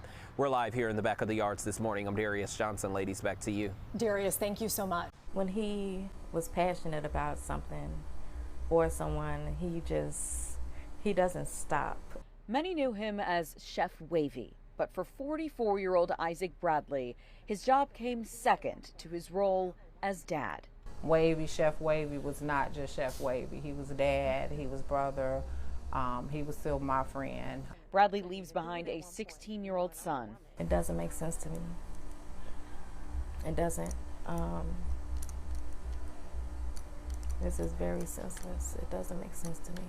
He'd spearheaded multiple restaurants with partner Eric Rico Nance, including Stussie's Diner, Lighthouse Whole Food Grill, and Chemistry. And we are so thankful to have the little piece that God gave us of him while we were upon this world, upon this earth.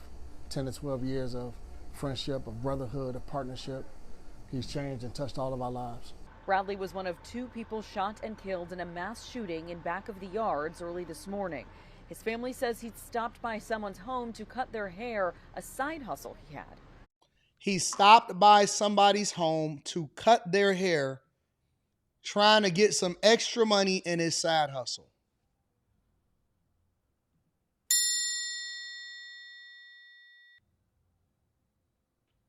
He stopped by somebody's home to cut their hair and trying to run up a bag for his side hustle.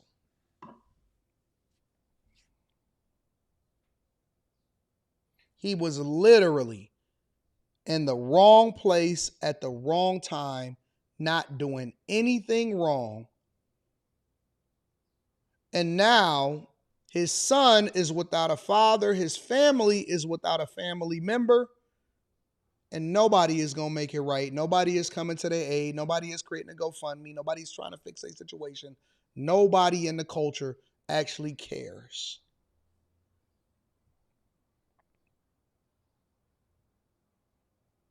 Sad. Because again, he wasn't a gang member. He wasn't out here doing stuff he wasn't supposed to do. He was a father. He was working hard. He was earning extra money. He went to go and cut somebody's hair in order to make some extra money and literally got killed for being in a black neighborhood at the wrong time.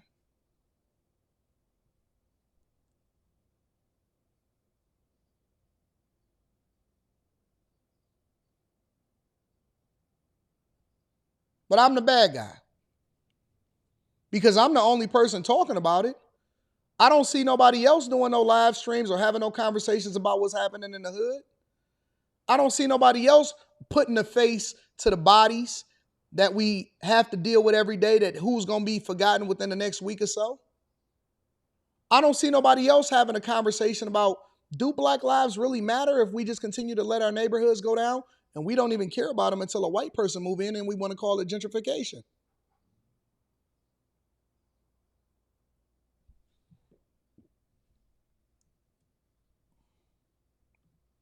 That's what he did. Like, he was tired. He went to go cut someone's hair, and this happened. The shooting just before midnight on the 5100 block of Southwood. Another man was shot and killed. 5 others, including 3 men and a woman, were wounded and are recovering. Their ages ranging from 21 to 54 years old. Police tell us 2 armed men are responsible, saying they approached a group of people standing outside and started firing. Oh my gosh, I can really use one of his speeches about forgiveness, because I get, like, things happen. I get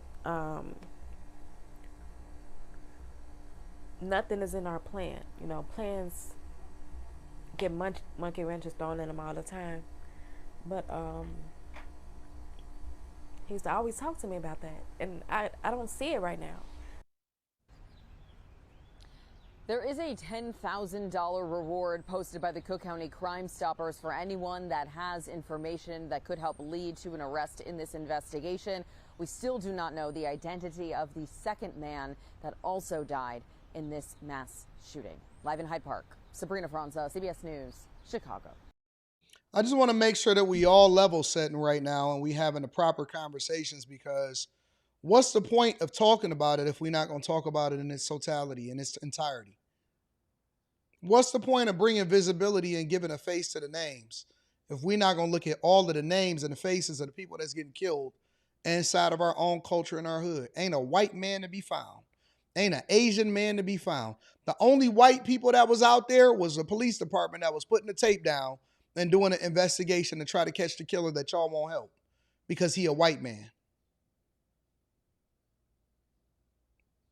Y'all won't even help the white man catch the murderers that's murdering black people inside of your own hoods.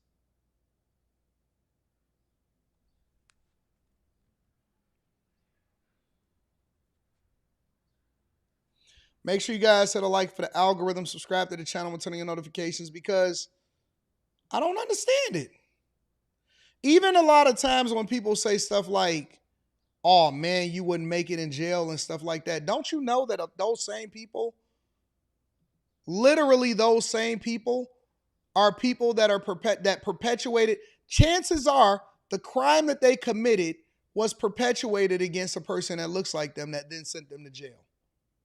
So even when you think that you keeping it real, which is real dumb, even when you think you keeping it real, you're actually celebrating and propping up, committing crimes against people that's not supposed to even have crimes committed against them that look like you.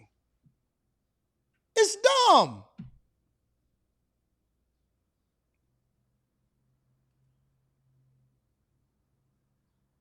It be committed against the person that look just like them.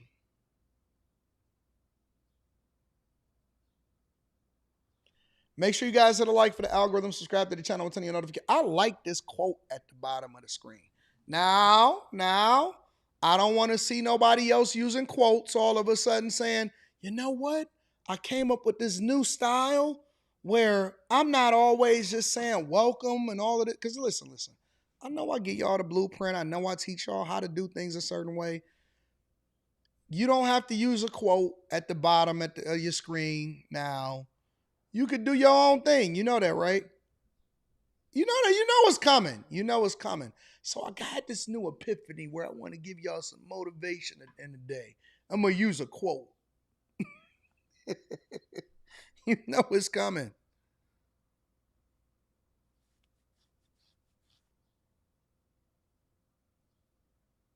You know what's coming. All of the changes, right? You see, remember I used to be me down here? Now it's going to be a logo instead of me. People going to rebrand. Follow the leader. Somebody said, who did I get it from? I came up. You don't see nobody with no quote at the bottom of their screen. And that's all authentic. That's all me, boy. What you talking about? Wasn't nobody even talking about money like that, calling themselves any kind of money show before I came along. Now everybody is a millionaire bag show. Don't nobody use quotes. They always describe what they talking about at the bottom. Don't nobody use no quotes. What you talking about?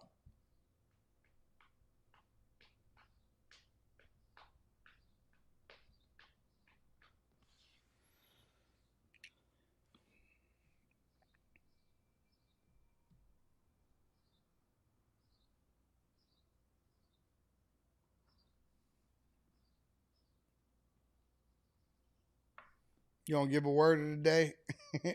Yeah. What up, Nikki? What up, Nick? All I do is think of different things that I can innovate on. That's what I did for a living. What you talking about? That was my job. That's what I did in corporate America, was innovate, was come up with new ideas and implement them. Study how we can implement them more effectively. That's what I do for a living. I'm a genius, boy. I've been innovating since I got in this mug. Say copying is the highest form of flattery. No, it's just called theft. That's all it is. It's all just theft. That's it.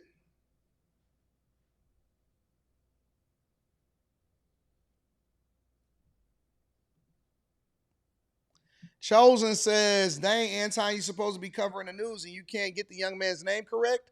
Diabolical work. Huh? Get whose name correct?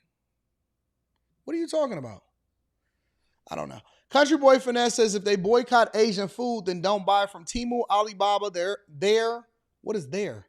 Amazon, or any department stores, especially the hair supply store. Man, listen, man, people just talking, bro. People just talking. They fighting Trump over tariff in China.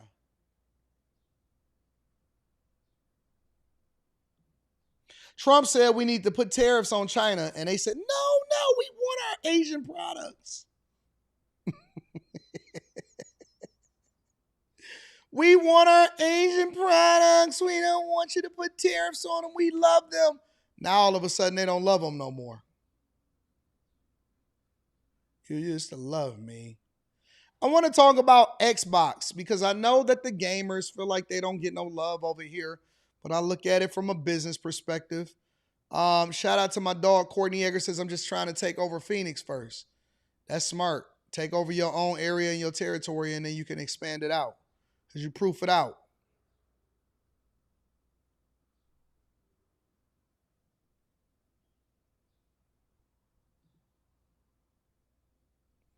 Let's have a conversation. The new CEO of Xbox talked about rebranding in a new direction. Make sure you hit a like for the algorithm, subscribe to the channel, and turn on your notifications. You're 100 days in. 100 days in. It hasn't been uneventful.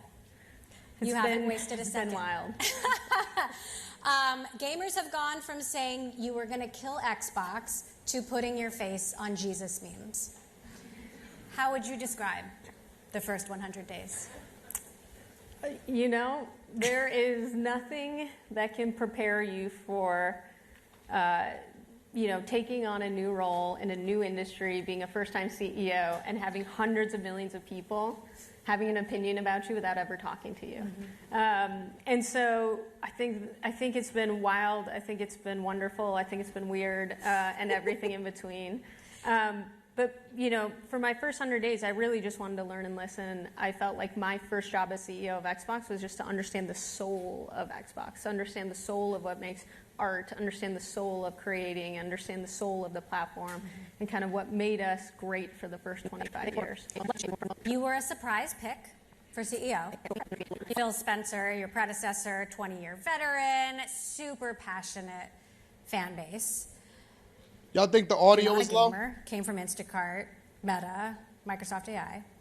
Tell me about that call from Satya. How surprised were you? Yeah, I would say no one was probably as surprised as I was when I got that call. I didn't know he had the right person on the line, but... Did you try to talk him out of it? I tried to understand it. Look, it's one of those things when we're all every day working on an AI, it's hard to see past it, right? We started with a model launching every 6 months, and now it was launching every 6 weeks and every 6 hours in some cases. And so it took a moment to just pick my head up and say, what is this all about? And then you see, oh gosh, over 1 billion people play on Xbox every single year. 70% of Americans spend at least 1 hour every single week gaming. And all of my career, I've picked the things that I worked on because I deeply cared about the thing that I was going to go solve with technology, whether it was helping to make sure that every single retailer would have a chance to fight against Amazon with Instacart, or private communication and preserving that and protecting that all around the world with messaging, or helping people take care of their homes. And so in this case, I think that gaming is culture. It is entertainment in many ways. If you think about some of the top shows in the world right now, they are games that turned into TV series or movies. And Fallout number I one think on that Amazon. Fallout's number two of all time. Minecraft was Let number me five. let me see if I can get it as even louder for some of y'all. Some of y'all are acting like, oh my God, it's so loud, it's so short. It's not loud enough.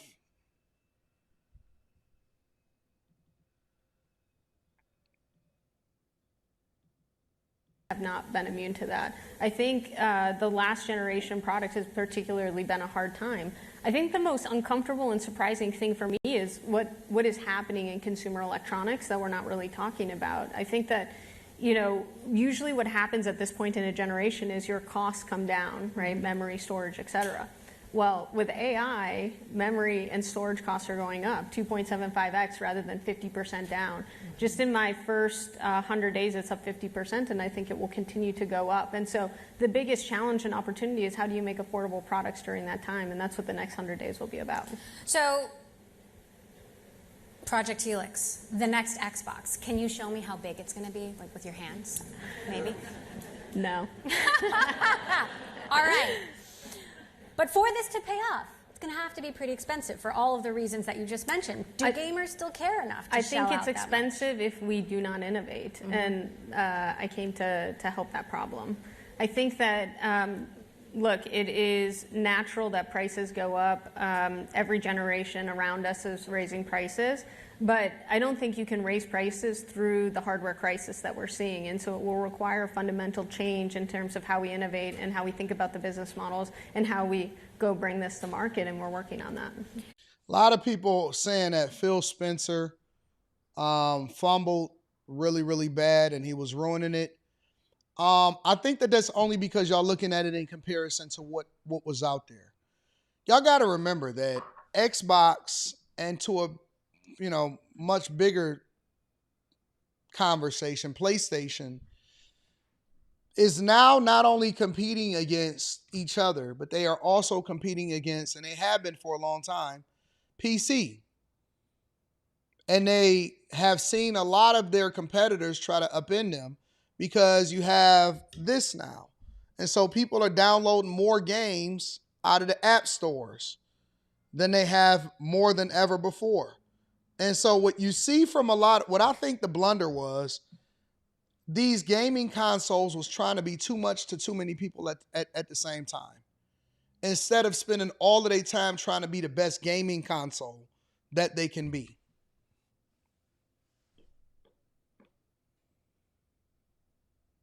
And then even when you competed against each other, they were being compared against each other. So you had Xbox, and it's just like the console wars is no different than the OS wars, the operating system wars. If you are an Apple person, you're going to be an Apple person almost through and through, and you're not going to ever want to really switch because you're a part of the ecosystem. If you're a PS5 type person, chances are you're not going to be an Xbox person. And if you're an Xbox person, chances are you're not going to be a PS5 type person. I've seen people navigate over into being PC users, but very rarely do you get people that move from one ecosystem to the next ecosystem, especially when all of their gaming and their console and all of the insight and all of their V-Bucks, VC Bucks and all of that stuff, all of it is already on one console. And so once you learn how to master and you get used to that control system, it's very difficult for you to move over into a different console. So a lot of people are not even objective enough to give a real opinion because they don't do comparison and contrast. They stick with whatever console that they've learned and came up on.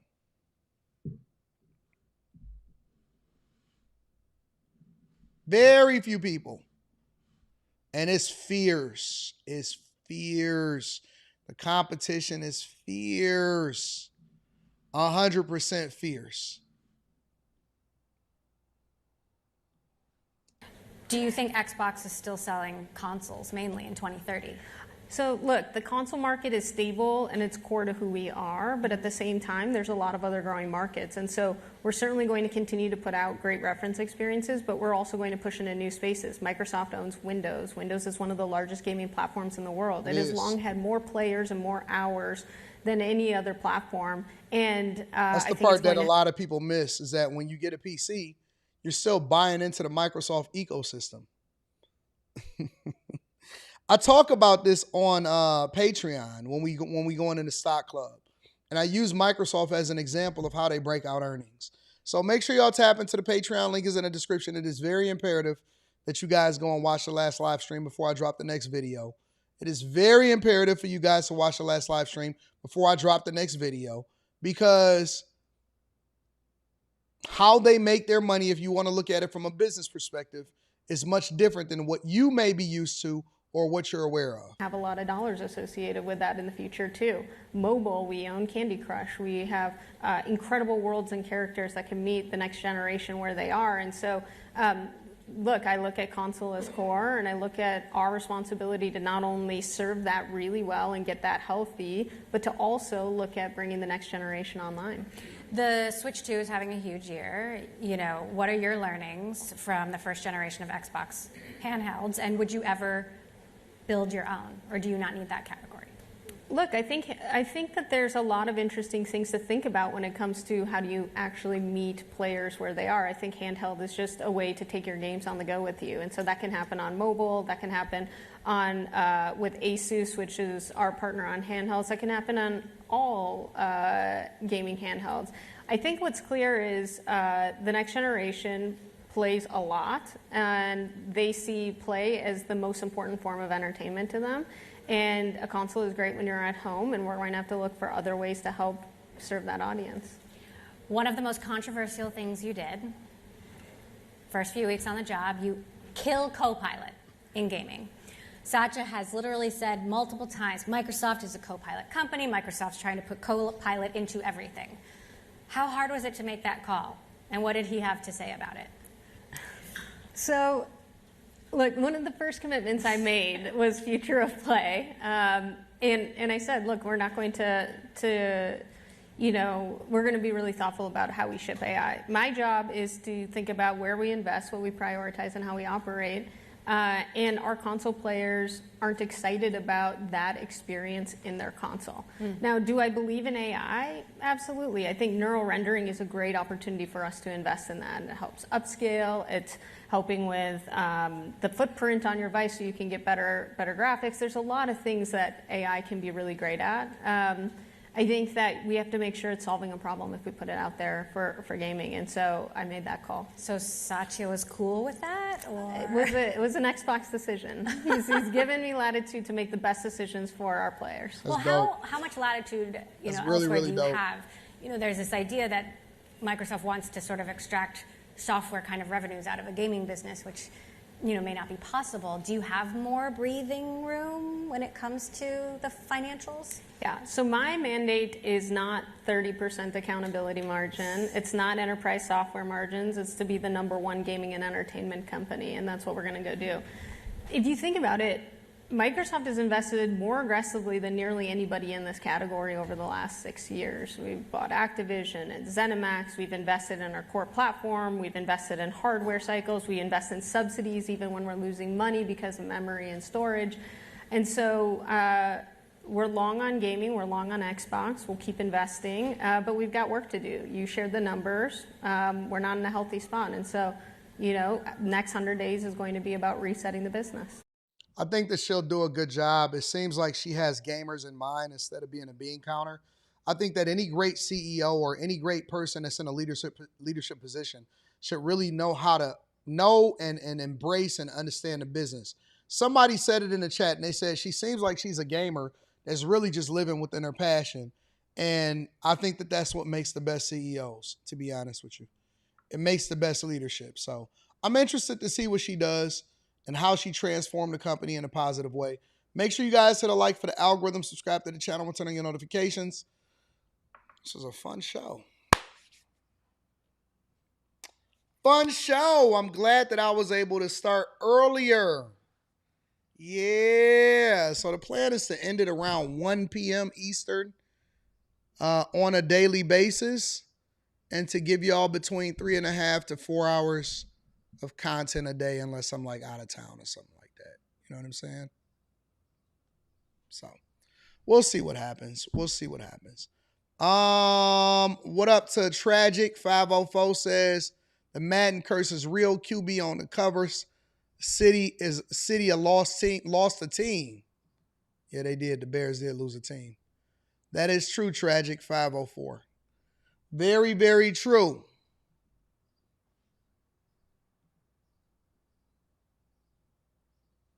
Yeah, I felt good about today's show. I like the direction that we're going in. And I think what we're going to wind up doing is rotating between out here and the ESPN room, but I'm not sure about that, chat. Y'all, let's see soon. We'll get to Boosie tomorrow. Don't worry about it. All right, y'all. I love y'all. I appreciate y'all. I'm going to holler at y'all later. Peace.